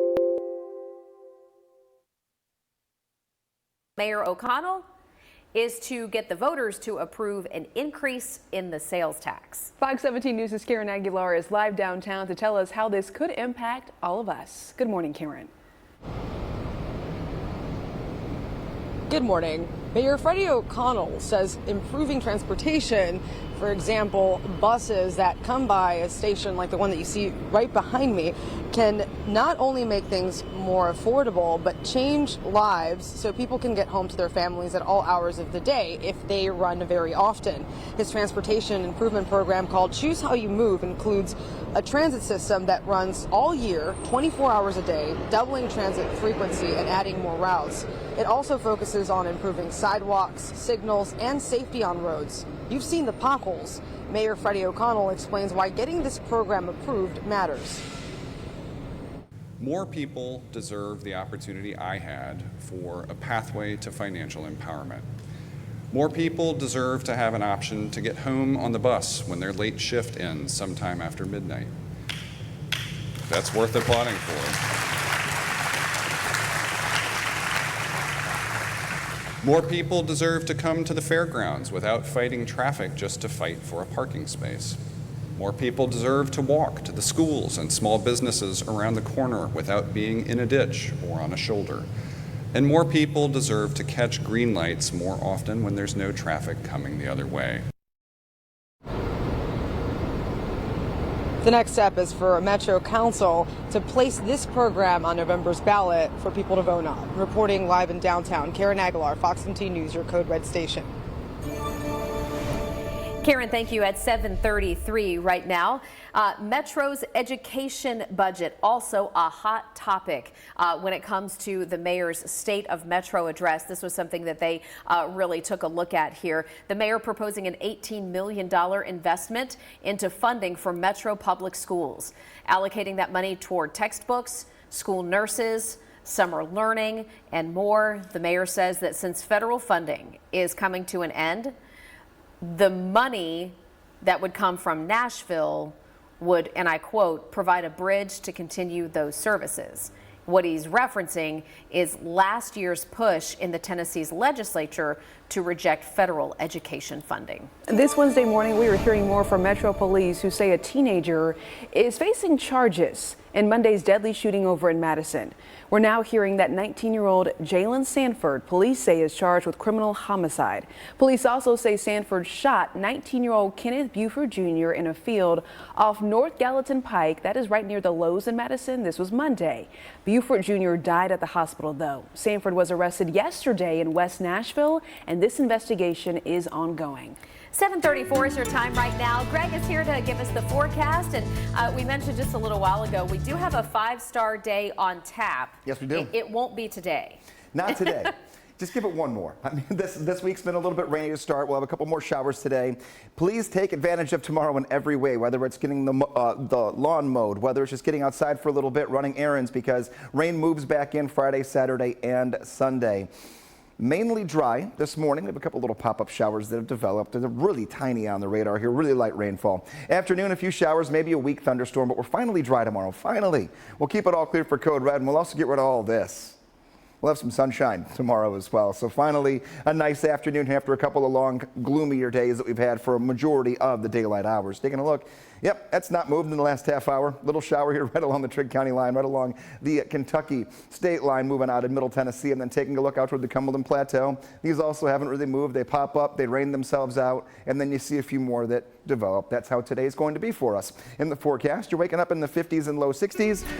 Touch of humidity for right now, but that will go away for tomorrow for a day. We've got to talk pollen counts, though. They've been all over the place day to day. We'll look at that, and I will have my 5 bullet points as to why tomorrow is going to be nearly perfect. Still clear traffic takes us on I-24. This is going to be at Joe B. Jackson Parkway, where we continue to deal with the crash where the car is off the road, waiting on a tow truck now to come get this car out of the way. They've done everything else they can do. Both lanes are open, so you can get by there, and the exit ramp for 84B is also open, so you can use that. But the drive times continue to be slow. Right now, 57 minutes in from Mount Juliet. I really thought this time would go down once that accident at Central Pike cleared, and it did clear, but still the traffic remains. So about an hour coming in from Mount Juliet, 83 minutes. It's an hour and 23 minutes coming in from Murfreesboro, 35 minutes as rush hour has just begun down there in Franklin. Ahead here on Fox 17 News, a push for change in the works already underway to make downtown Nashville a safer place. Our investigative reporter has some more updates. Fox 17 News, your only live local news source. We've always got you covered live through 9 a.m. and we do those weather and traffic up to $1 off per gallon at the pump. Kroger is worth it every time. Kroger, fresh for everyone. This Fox 17 This Morning newscast is sponsored by Southeast Financial Credit Union. More breaking news now. We're talking about politics. This Wednesday morning, President Biden says he will not participate in the campaign debate sponsored by a nonpartisan commission. Instead, the president is challenging Republican Donald Trump to a pair of debates.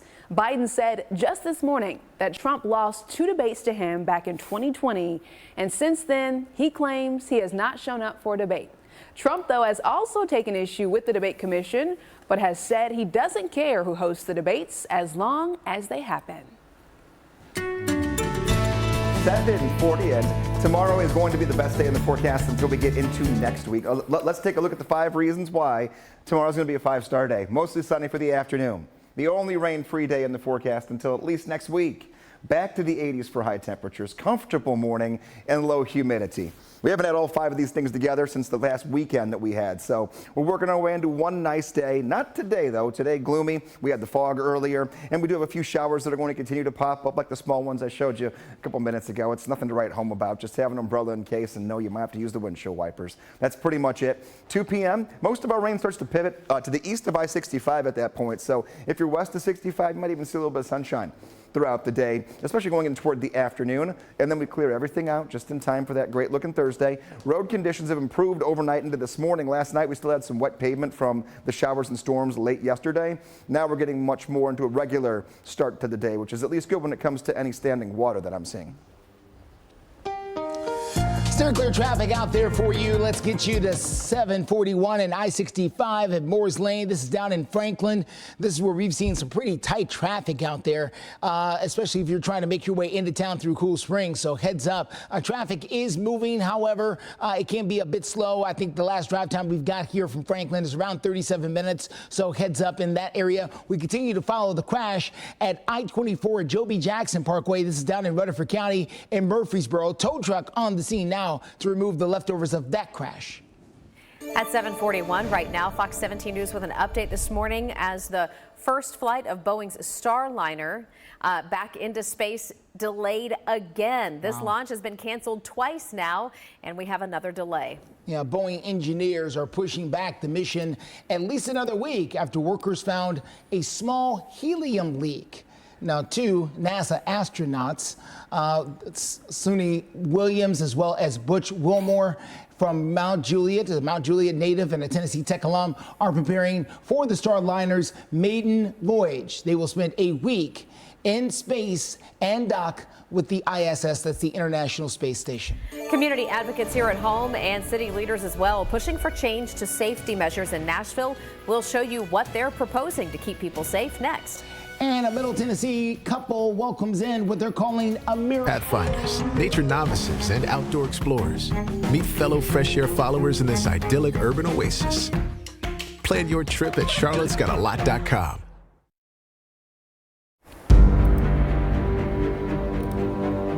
Good morning and welcome into Fox 17 News this morning. Your time is 7:45. And how Broadway handles people who have had too much to drink could very soon be changing after the death of college student Riley Strain. The 22-year-old Missouri student went missing back in March after getting escorted out of a Broadway bar, and then his body was pulled from the river 2 weeks later. And now people are taking action to make Music City a more responsible place. For the latest on those efforts, we have Fox 17 News anchor Kelly Avellino joining us live in studio to explain. Well, guys, from a petition for a new law to an organization that offers a tent to sober up, downtown Nashville might be looking a bit different in upcoming weeks. 22-year-old Riley Strain's disappearance made national headlines a couple months ago.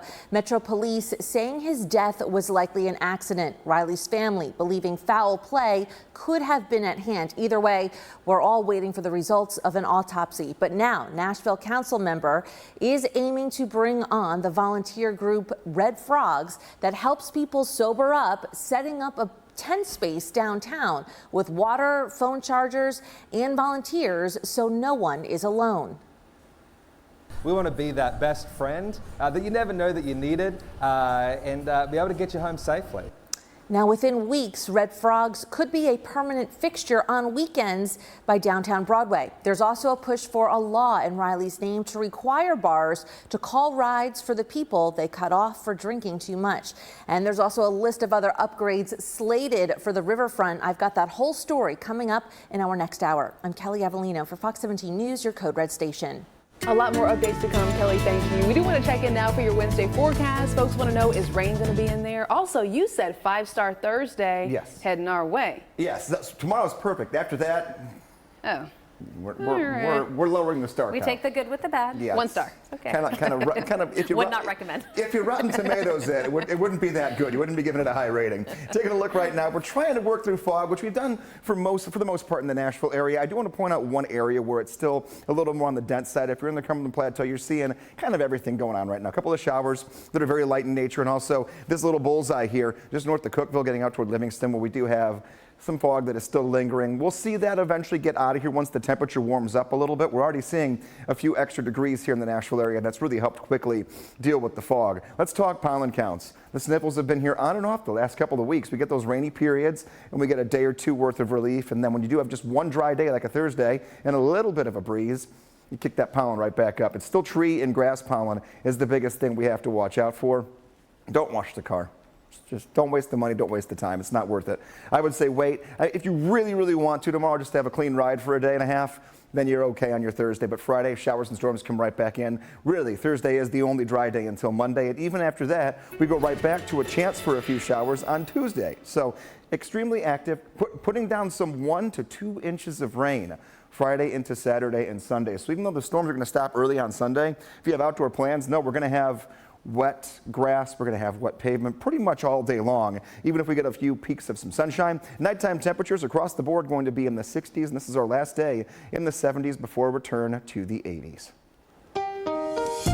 Still clear traffic, clearing up the latest of that crash at I-24 at Joe B. Jackson. As you make that drive into town from Murfreesboro, you can see where the tow truck is starting to pull that car onto the flatbed and take it away. We're also dealing with slow traffic coming in from the south side of town as well, even though things are starting to ease up a little bit. 65 in Moores Lane coming in from Franklin. Good morning out there in Williamson County. We're doing pretty good. Overall, drive times continue to be slow. This location, you can use Franklin Pike if you want to try and steer clear. This one, you can use Highway 41, but again, looks like things have eased up enough to where you probably don't need a detour anymore. This will be out of your way as soon as they finish picking up the debris. Justin, thank you. Hey, check this story out. There is a Middle Tennessee couple who have welcomed a baby after years of infertility issues, and the mom gave birth just hours after finding out she was pregnant. How wild. Tennille and Walter McVetti had been married 21 years and were never able to conceive. This past fall, Tennille went to the hospital with abdominal pain.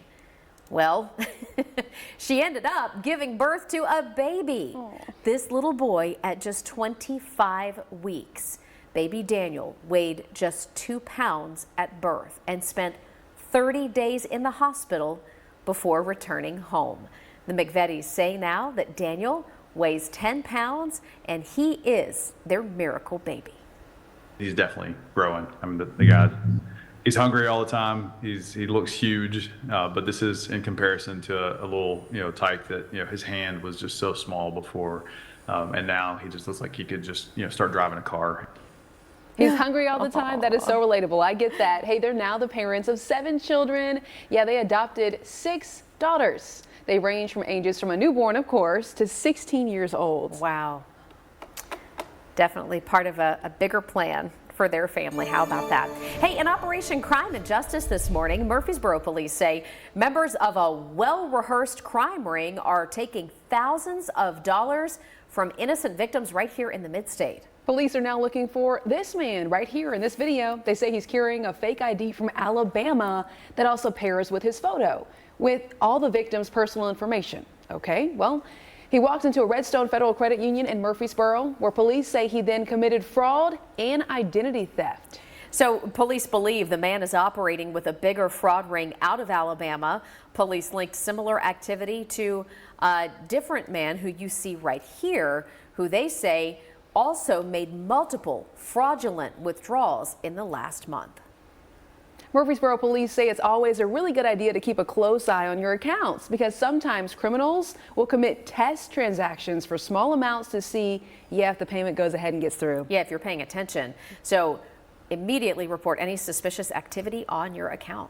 Also in Operation Crime and Justice, Governor Bill Lee signing a bill into law expanding the list of crimes punishable by death.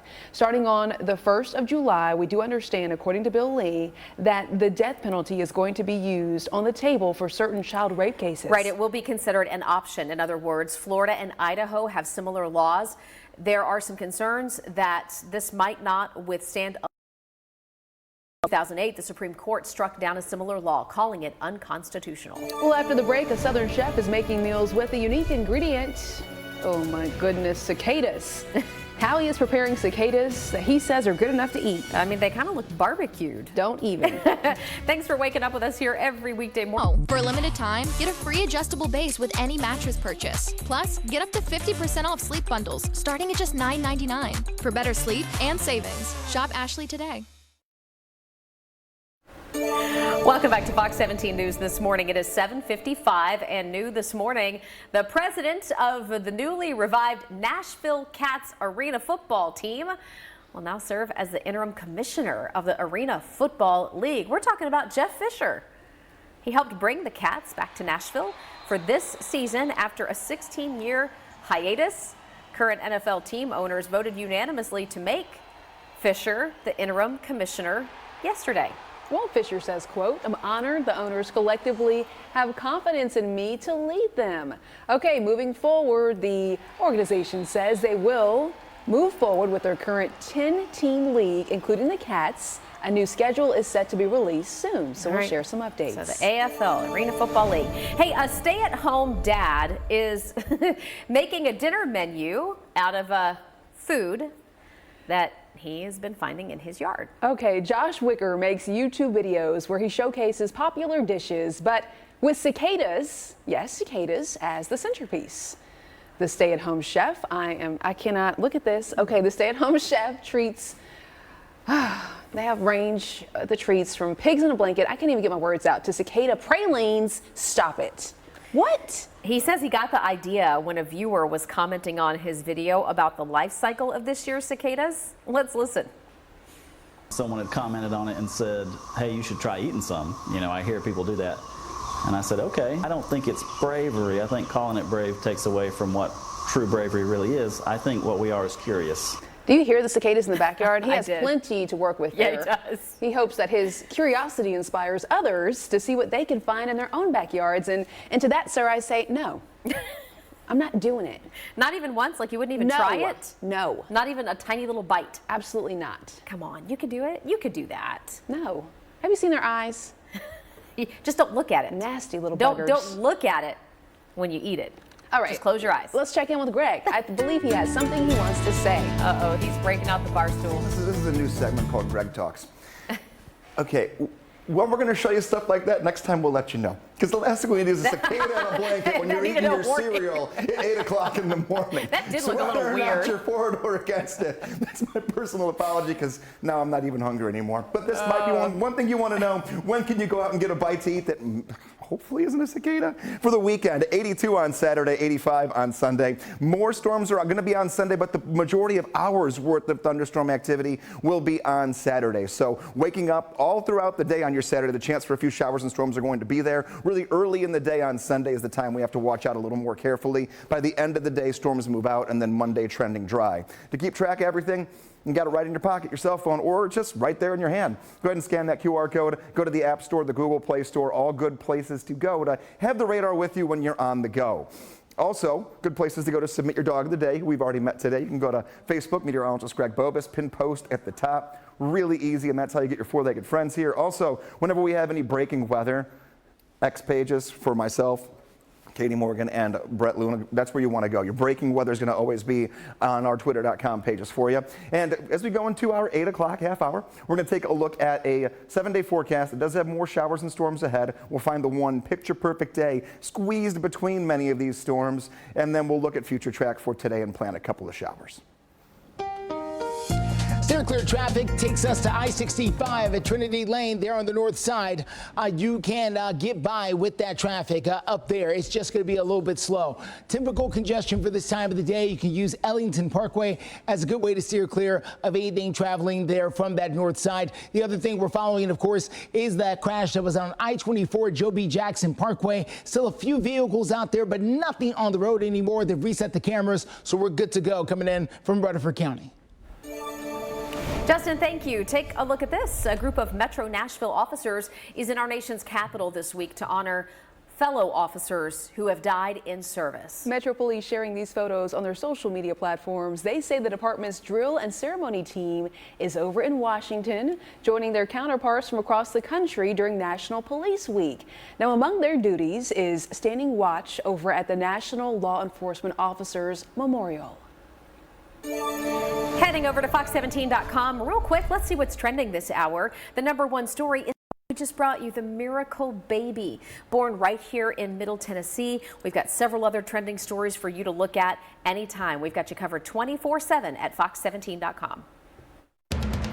You're watching Fox 17 News This Morning, your Code Red station.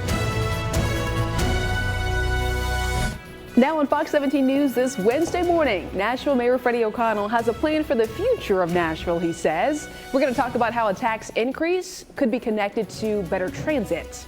And an update from overnight on Asher Sullivan, the little boy fighting for his life after being swept into a storm drain.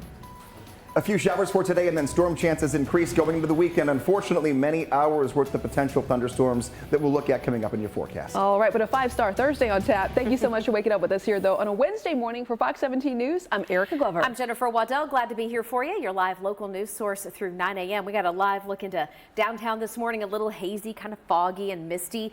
Speaking of Nashville, though, in our community right now, Nashville Mayor Freddie O'Connell has now said what he wants to do as mayor with taxpayer dollar, where he wants to divvy things up and improve Nashville overall. Just yesterday, the mayor touched on Metro's polices, the accomplishments, the increased budgeting for Metro schools, and raising wages for government employees.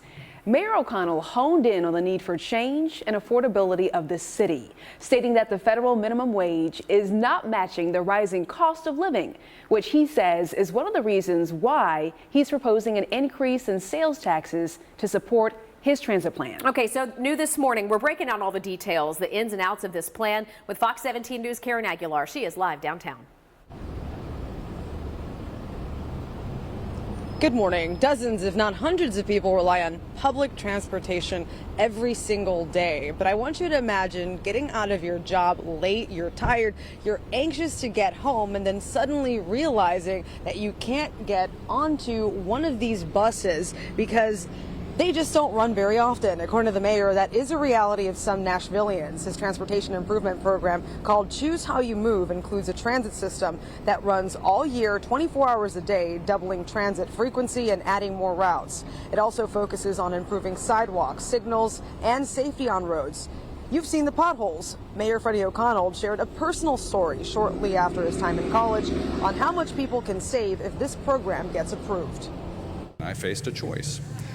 Go back into debt almost immediately or figure out something else. I bought a bike and figured out our transit system and learned how much money it's possible to save when you don't have a car note, car insurance, maintenance, fuel, and parking costs. For me, it was enough for a down payment on our house in Salem Town. The next step is for Metro Council to place this program on November's ballot for people to vote on. Reporting live in downtown, Karen Aguilar, Fox 17 News, your Code Red station. Karen, thank you. We always want to know what y'all think about this. Do you support Mayor Freddie O'Connell's plan to increase the sales tax to pay for transit improvements for Nashville? Take a look here at our Fox Nashville X account for this poll question. 80.70% of you all say no. You can scan the QR code that is right there on your screen. We make it really easy. That way you can sound off and let us know what you think. And attention back to the forecast today. Looking out the door, a little gloomy looking to start our day. The good news is that nothing that constitutes severe weather or even really thunderstorms for more than maybe the slightest and smallest rumble of thunder this afternoon.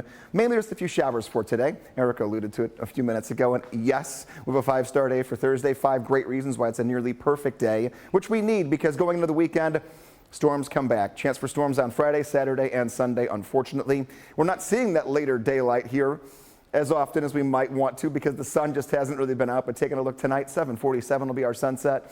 And then by the time we reach the first day of summer, June 20th, our sunset will be 8:07. That's going to give us a whopping 14 hours and 37 minutes of daylight. So those numbers just keep going up until that date. Code red threat level, we're back in the all clear. No chance for severe weather today. You're starting off in the 50s and 60s. Your forecast puts you to 76 later on this afternoon. 83 degrees tomorrow. That is your perfect day. We'll give you the 5 bullet points as to why it is. You'll meet your dog of the day and have your curious question all within the next half hour.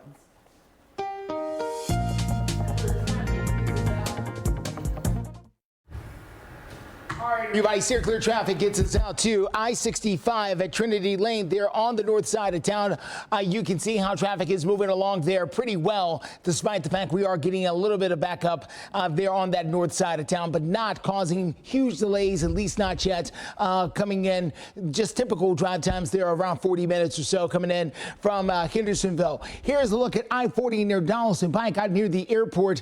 Doing okay. If you're going to the airport, the ramp is looking good. If you're coming in from Hendersonville, Hermitage, Donaldson, Wilson County, you're doing fine there as well. Watch out for the occasional pothole here and there that could also cause you a bad Wednesday. Justin, thank you. At 8:05 right now, we have an update as today marks 1 week since the deadly tornado outbreak here in Middle Tennessee. And it was 1 week ago today that 10-year-old Asher Sullivan was swept into a storm drain. He had been out in his neighborhood playing with other kids in the streets in the rain and the water that had started to really add up there in the streets. And that's when this tragic accident happened. And Asher is being treated over at Vanderbilt Medical Center. His father, though, is the Rutherford County Schools Director. His name is Dr. Jimmy Sullivan. He is continuing to share some more updates over on social media about his son's condition. Just last night, he let us know that his son's brain is severely damaged, but also wrote that the family will, quote, love and cherish any version of Asher. We are blessed to keep him if that's what's best for Asher. So we're continuing to update this story and share any messages from the family that is, of course, asking for lots of prayers. The Metro Nashville Health Department with an interesting update this morning. Do want to let you know, might feel a little sensitive to you if you've got kids at home. Sexually transmitted diseases on the rise in Nashville, and the director of health says technology is part of the reason why. We're going to hear the blunt explanation from Nashville's top doctor. And right now we're taking some live looks of the Nashville Batman building, the River Right.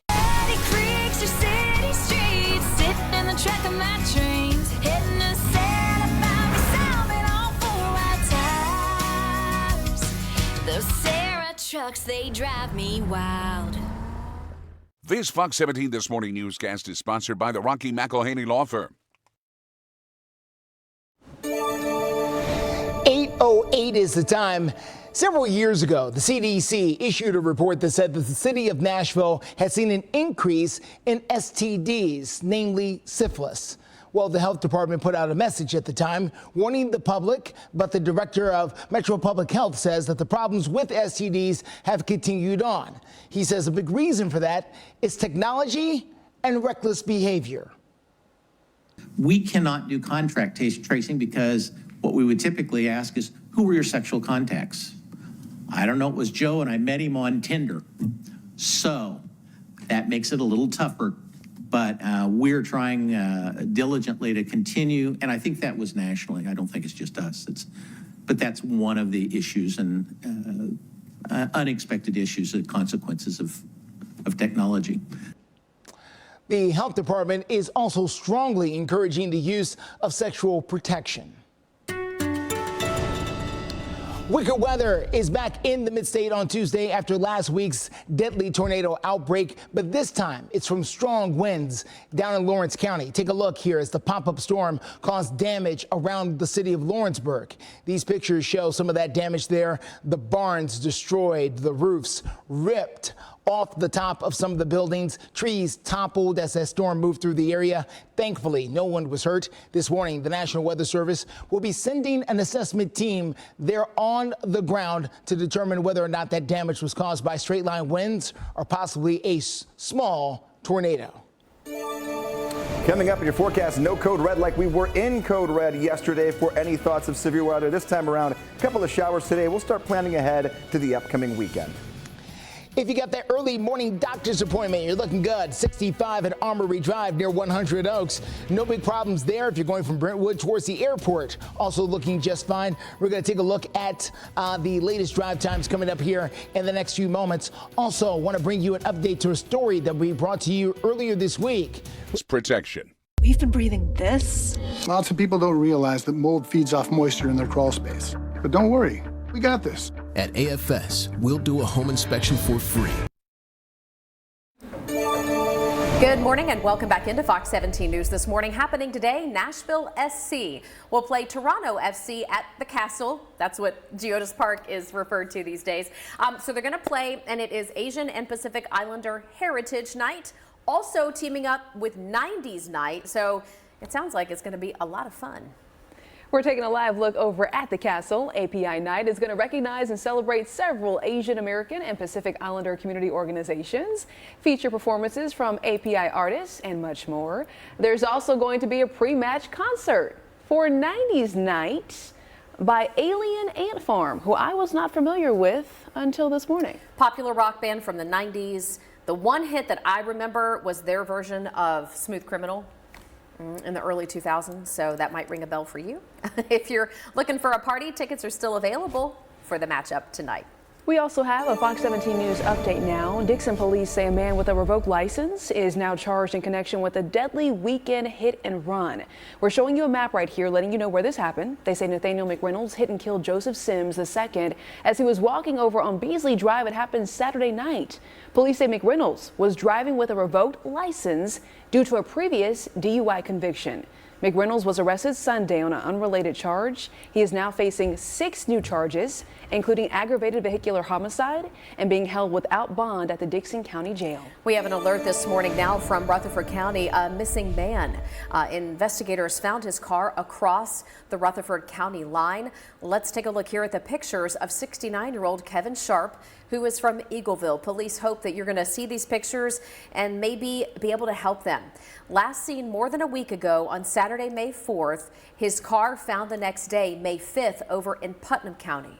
So if you have any information about Kevin Sharp, please call the number at the bottom of your screen. You can take a picture of it, save it on your phone. That's the number to the Rutherford County investigators who are really looking for some help here. So that number 615-904-3177. We have an update now to a story that we first told you about earlier this week on Monday out of Clarksville. Look at your screen. What was thought to have been a sinkhole right there at the intersection of College Street and North 1st Street near Austin P is actually structural damage to an underground combined sewer vault. So they got to get in there and fix this. Clarksville Gas and Water telling us that excavation crews have now started work on this sinkhole, and they don't have a timeline for when those 2 roads will reopen. In the meantime, traffic will be detoured to 2nd Street so you can get access to Riverside Drive. This is right on the outskirts of the campus of Austin Peay State University.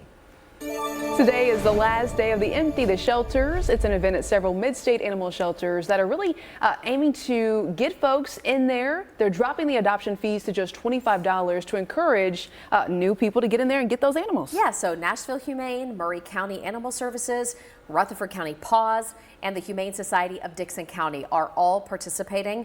When you pay that $25 adoption fee, that includes a spay or a neuter, all the vaccinations, and microchipping. Okay, so we talked about this story earlier. Greg was not ready with the dog of the day, but now. Fool me once, Shame on me. Twice. Shame on me. So here we go. Why not talk about another? This is Rescue Dog. This is Scrappy, who was sent in this morning. Scrappy is a. Don't show this mug. Show that mug. Show Scrappy. There we go. Take a look here. Scrappy is adorable. Sent in by Bob and Kathy from Portland. Thank you for watching. Thank you for sending in the picture here. And before you get up and get out the door, though, we want your photos, and then we'll get you ready and get you moving. How do you send them in? Meteorologist Greg Bobus right there on Facebook. It's the pinned post. It's kind of hard to miss because my dog's wearing a post office outfit, you know, mail carrier. Should get your mail right to me. That's how you show your photos right here on air. Taking a look, I would grab some form of rain gear. Not that you need it all day, but maybe an outer layer of protection in some way, whether that be the raincoat or an umbrella, because there'll be a few isolated showers throughout the afternoon into the evening. Taking a look, getting out the door to temperatures that are very similar to the last couple days, and the next few days will be very similar. Trying to see a few peaks of sun, but more clouds than anything else. 67 degrees. Goes to 69 at 10 and 72 at 11. There will be a few isolated rain showers that do try to track through after lunchtime into the evening hours. We've had one or two pop up this morning, but radar has calmed down aside from a light sprinkle in a few spots. So don't worry about any substantial rainfall for today. Lunchtime 72 at 11, all the way up to 76 degrees at 1 p.m. So forecast looking overall fairly decent today. And if you're, wanting those 80-degree temperatures back, those little hints of summer that lead us out of May, typically this time of the year, here we go. 83 degrees tomorrow, 80 on your Friday, 82 on Saturday, and 85 on Sunday. Unfortunately, Friday, Saturday, and Sunday all come with showers and thunderstorms in the forecast. And we'll tell you which timing of those 3 days is most likely to have that rain rolling in. Coming up in the next look at your forecast. Steer clear traffic gets you out to I-40 at Spence Lane. This is just east of downtown. You can see traffic is doing okay as you make that drive in. A little bit of stop and go as you approach the split there. That is normal for this time of the day. Coming in there from the east side, nothing out of the ordinary. Good news for those of you making that drive in. We're also following things on Vietnam Vets here in Sumner County, very close to Gallatin Pike. No big problems up there either. You're getting out and about here. You're doing okay. Typical congestion, no major accidents. It's 8:19 and Fox 17 News investigates the case of a Tennessee death row inmate where a growing number of people are convinced that person was wrongly imprisoned. This morning, the questions surrounding Gary Sutton's 33-year-old conviction continue to grow. From new witnesses to questionable testimony and now some evidence, it's under fire. Fox 17 News' Dennis Ferrier investigates this story tonight on Fox 17 News at 9. Metro Nashville police tell us a teenager is now facing charges in Monday's deadly shooting in Madison. This morning, we have learned that according to Metro Police, 19-year-old Jalen Sanford is charged with criminal homicide. Police say Sanford shot 19-year-old Kenneth Buford Jr. in a field off North Gallatin Pike near the Lowe's in Madison Monday. Buford Jr. died at the hospital. Sanford arrested just yesterday over in West Nashville.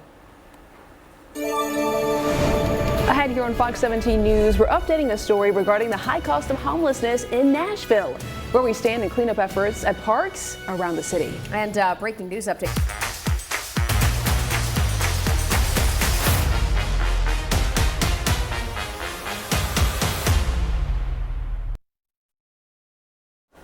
Just about 8:23, and right now, Fox 17 News, we are taking a closer look at the latest inflation report shared this morning about 30 minutes or so ago. New numbers show U.S. inflation cooled slightly last month.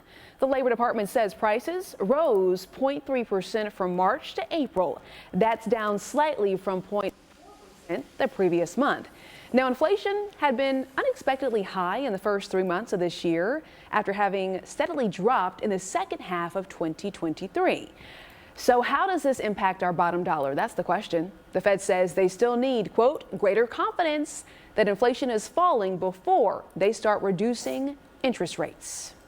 Right now, in the high cost of homelessness, a new report shows that Nashville's homeless population is growing. New government data showing a 43% increase in the number of people who are chronically homeless.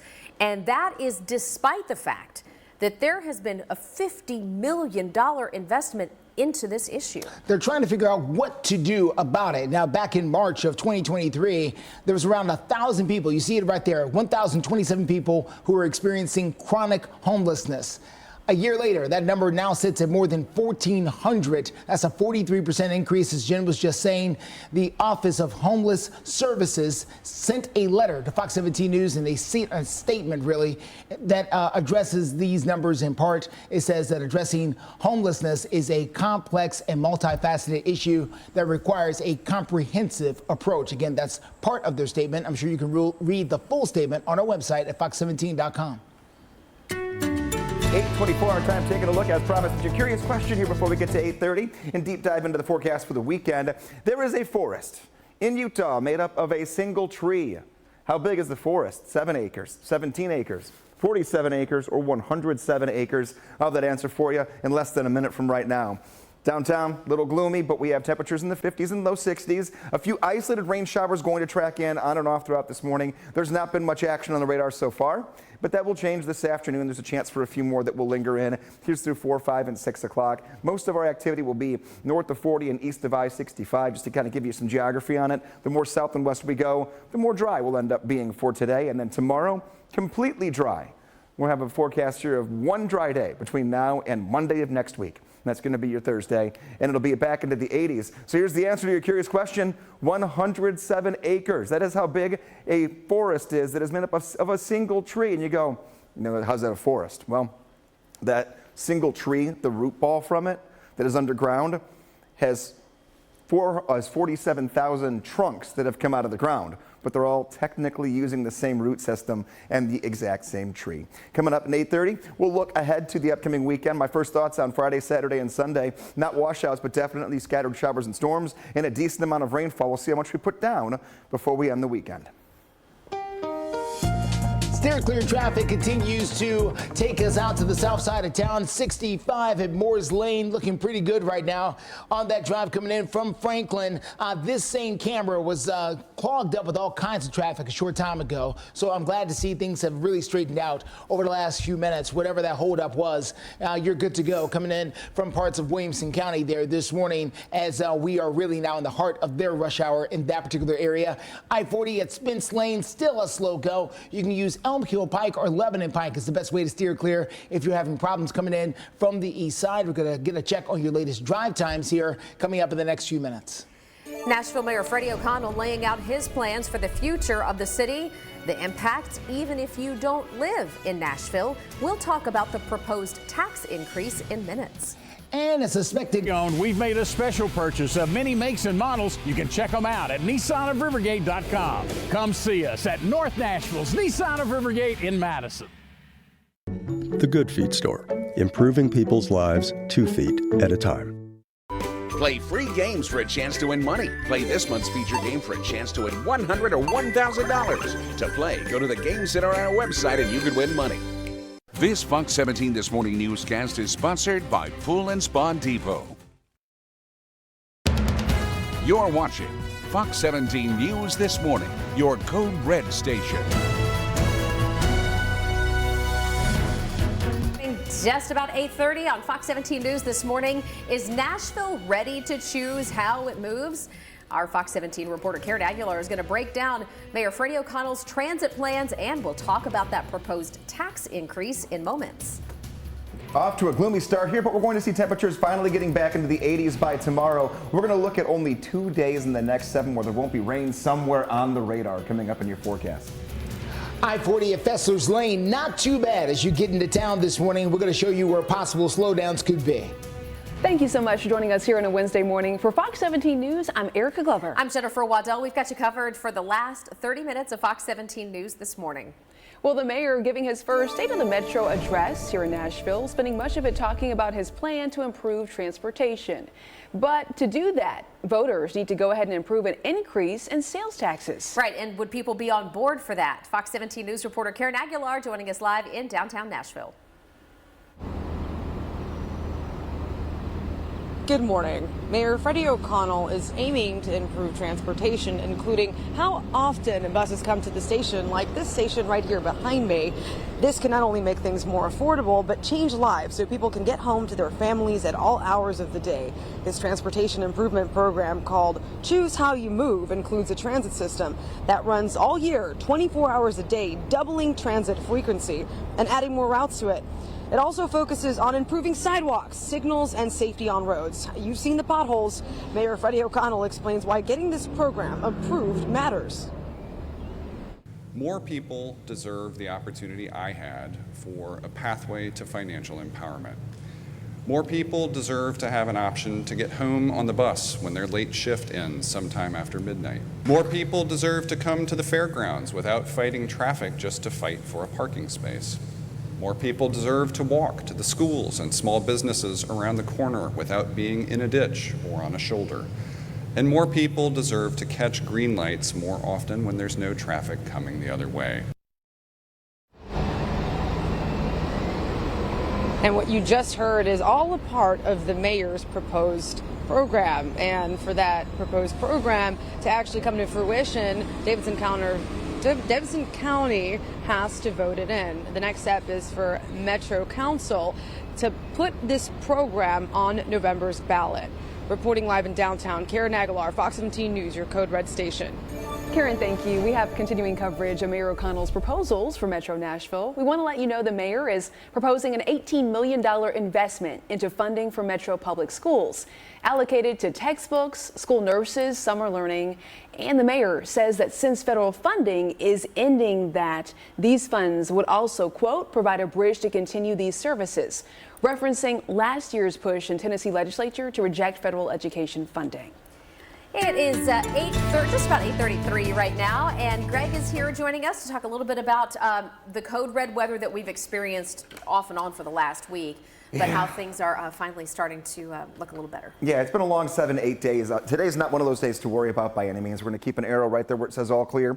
There have been a few light sprinkles this morning. We had some fog right before sunrise. Those things have died down for now. A few more showers are possible this afternoon. Can't rule out 1 or 2 tiny little weak thunderstorms that could get just enough of a punch to develop, but mainly going to just be light sporadic showers that most of us will see maybe 10-15 minutes of rain.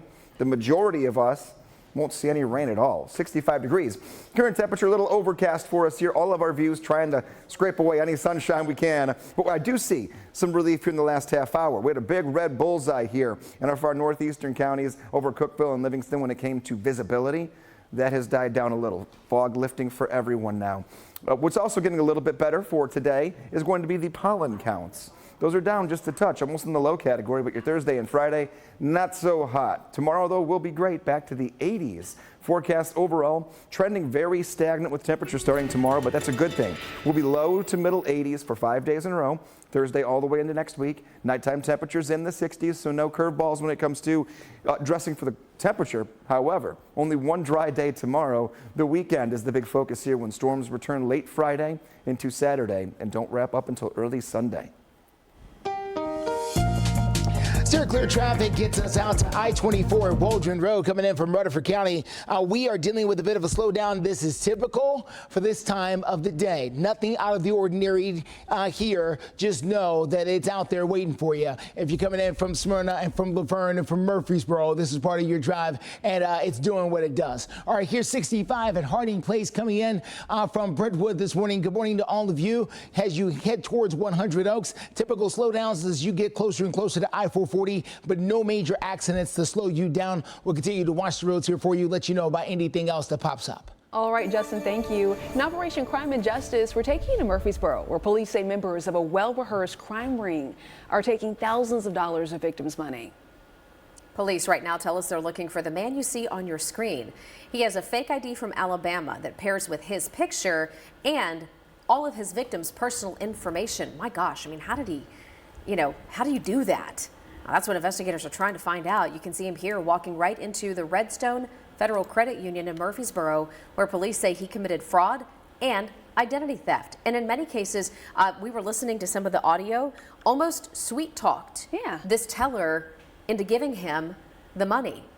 And that's not all. Police think that guy was operating with a bigger ring out of Alabama. and have linked activity to a different man who you see right here, who police say made multiple transactions and fraudulent withdrawals over the last month. So all of this has Murfreesboro police reminding folks to keep an eye on your accounts, because sometimes criminals, they use those small test transactions for those small amounts to see if the payment then goes through. Yeah, so watch out. Check your bank account, check your credit card statements and all that good stuff, just to make sure you haven't been a victim. Just ahead, a Middle Tennessee couple welcoming what they call a miracle baby. The new addition comes after more than 2 decades. Payment to get started? Direct Auto lets you stop compromising and keep driving. This Fox 17 This Morning newscast is sponsored by Ponce Law.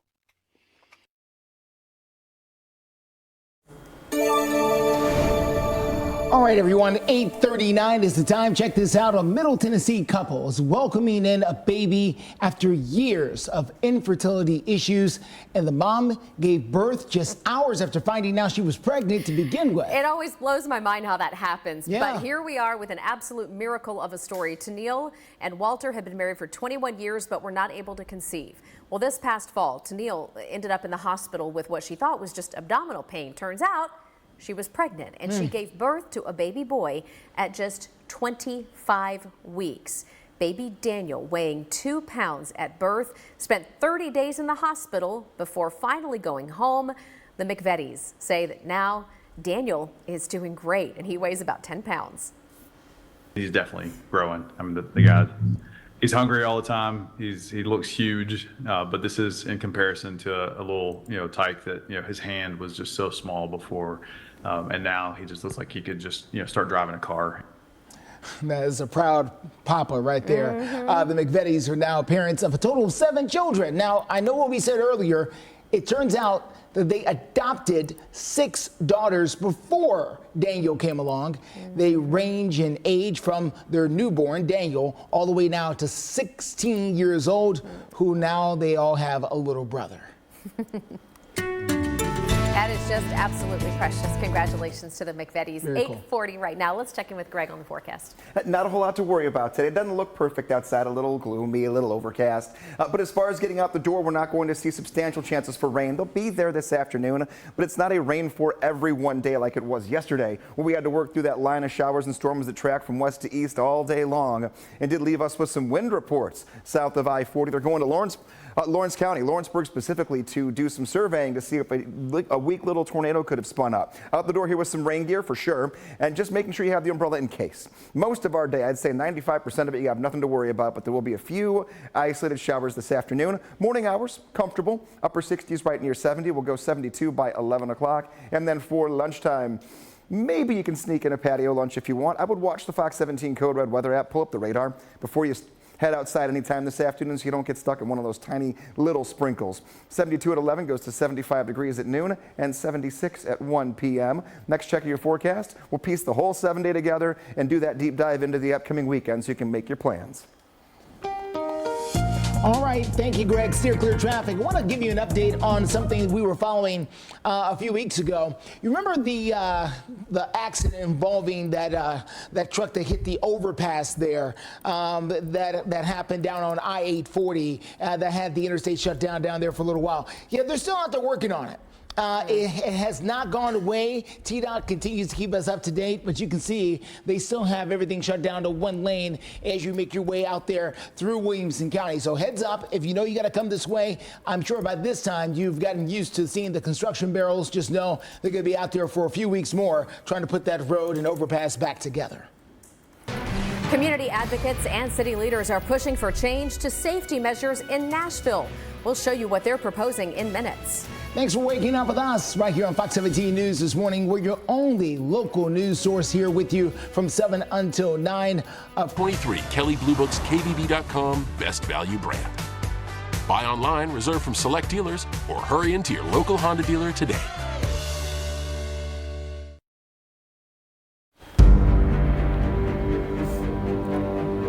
Welcome back. 8:45 is the time. How Broadway handles people who have had too much to drink could very soon be changing after the death of Riley Strain. Riley is the 22-year-old Missouri college student who came to Nashville for a weekend with his friends back in March. He got escorted out of a Broadway bar after reportedly having too much to drink. He stumbled through Nashville. We saw all that on surveillance cameras, and then 2 weeks later, his body was pulled from the Cumberland River. Now what we're seeing is action to make Music City a more responsible place. With more updates now is Fox 17 News' investigative reporter Kelly Avellino. Well, Erica and Jen, from a petition for new law to an organization that offers a tent and volunteers to help folks sober up, downtown Nashville might be looking a bit different in the upcoming weeks. He's my best friend. He's everything. 14 days. We need him back.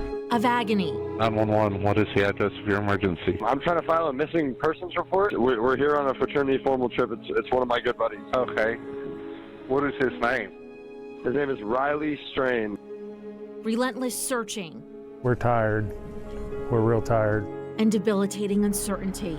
He's my baby. 22-year-old Riley Strain was clearly under the influence, according to staffers, when he was escorted out of Luke Bryan's bar on Broadway. The fraternity brothers with him do not follow. Surveillance video exclusively obtained by Fox 17 News shows the unmistakable 6'7" Mizzou senior walking in the wrong direction of his hotel, slamming into a pole, falling to the ground, and then holding his head disoriented. How you doing, sir? Good, how are you? Good. He passes an officer, continuing up Gay Street along the Cumberland River, approaching the James Robertson Parkway Bridge.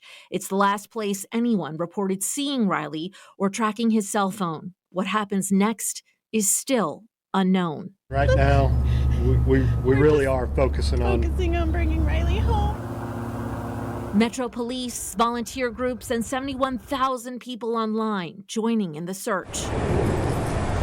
MNPD saying Riley's death appears accidental amid strong doubts by his family, including on how the case is being handled. As the days drag on, we are frustrated. 2 weeks after Riley vanishes, the foreboding finally ends and the overwhelming grief begins. Does it look like a male? Yes, ma'am. I believe it to be Riley.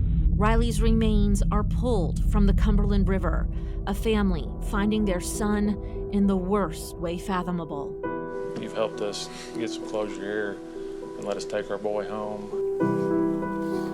While Riley's parents wait for an autopsy report to determine an official cause of death, others are reaching out to make sure this never happens again.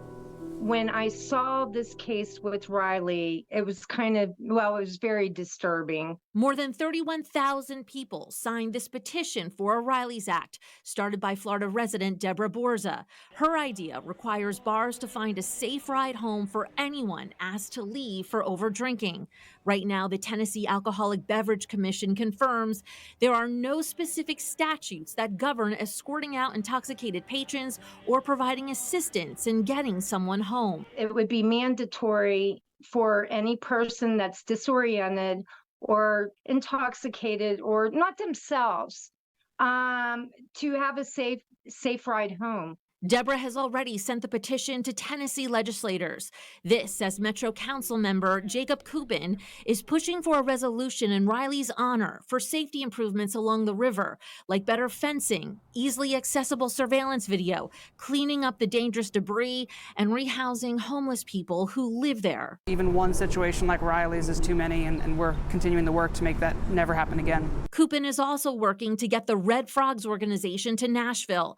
We want to be that best friend that you never know that you needed and be able to get you home safely. The group runs tents where people can get water, charge their phones, call for a ride, or simply sober up. You see these at music festivals. Downtown Nashville kind of becomes like a big music festival every weekend. Kupin is now in talks as well with Broadway bars on a potential uniform policy in handling people who've had too much. But what kind of emerged is a gray area where someone maybe is asked to leave a bar. They're not so drunk that they need to be taken into police custody or sent to the hospital, but they're not in a space where they're really safe to go home by themselves. There'd be possible protocol like asking entire groups to leave instead of just individuals, or directing the intoxicated person to help instead of the sidewalk. Red Frogs really exists to be, we say, the fence at the top of the cliff, not the ambulance at the bottom. All ideas that aren't groundbreaking, but would likely have altered Riley's path, one that ended too soon. I just ask that you mamas out there hug your babies tight tonight, please. Please, for me, just hug your babies tight tonight. His footprints now being retraced, leading to better safekeeping for so many of us who've been in his shoes as well. And Riley's parents are also currently setting up a foundation in his name to help other families navigate the excruciating search process we saw for searching for a missing child or loved one. Erica and Jen? Now, Kelly, how much is a program like Red Frogs going to cost? Thankfully, it is free. Red Frogs is an all-volunteer nonprofit group that runs on donations. I can tell you they're in about 8 different countries, and they would be operating here potentially in the next couple of weeks. Right now, the USA director tells me he is getting more than 100 volunteers trained, and they're figuring out some logistics. So we'll definitely have an update on that. So interesting. Kelly, thank you. You know what stood out to me too was listening to that guy from Red Frog saying, "We are the fence at the top of the cliff, not the ambulance at the bottom." Coming up, we have an update on the high cost of homelessness in Nashville. Where we stand in cleanup. For a limited time, get a free adjustable base with any mattress purchase. Plus, get up to 50% off sleep bundles starting at just $9.99. For better sleep and savings, shop Ashley today.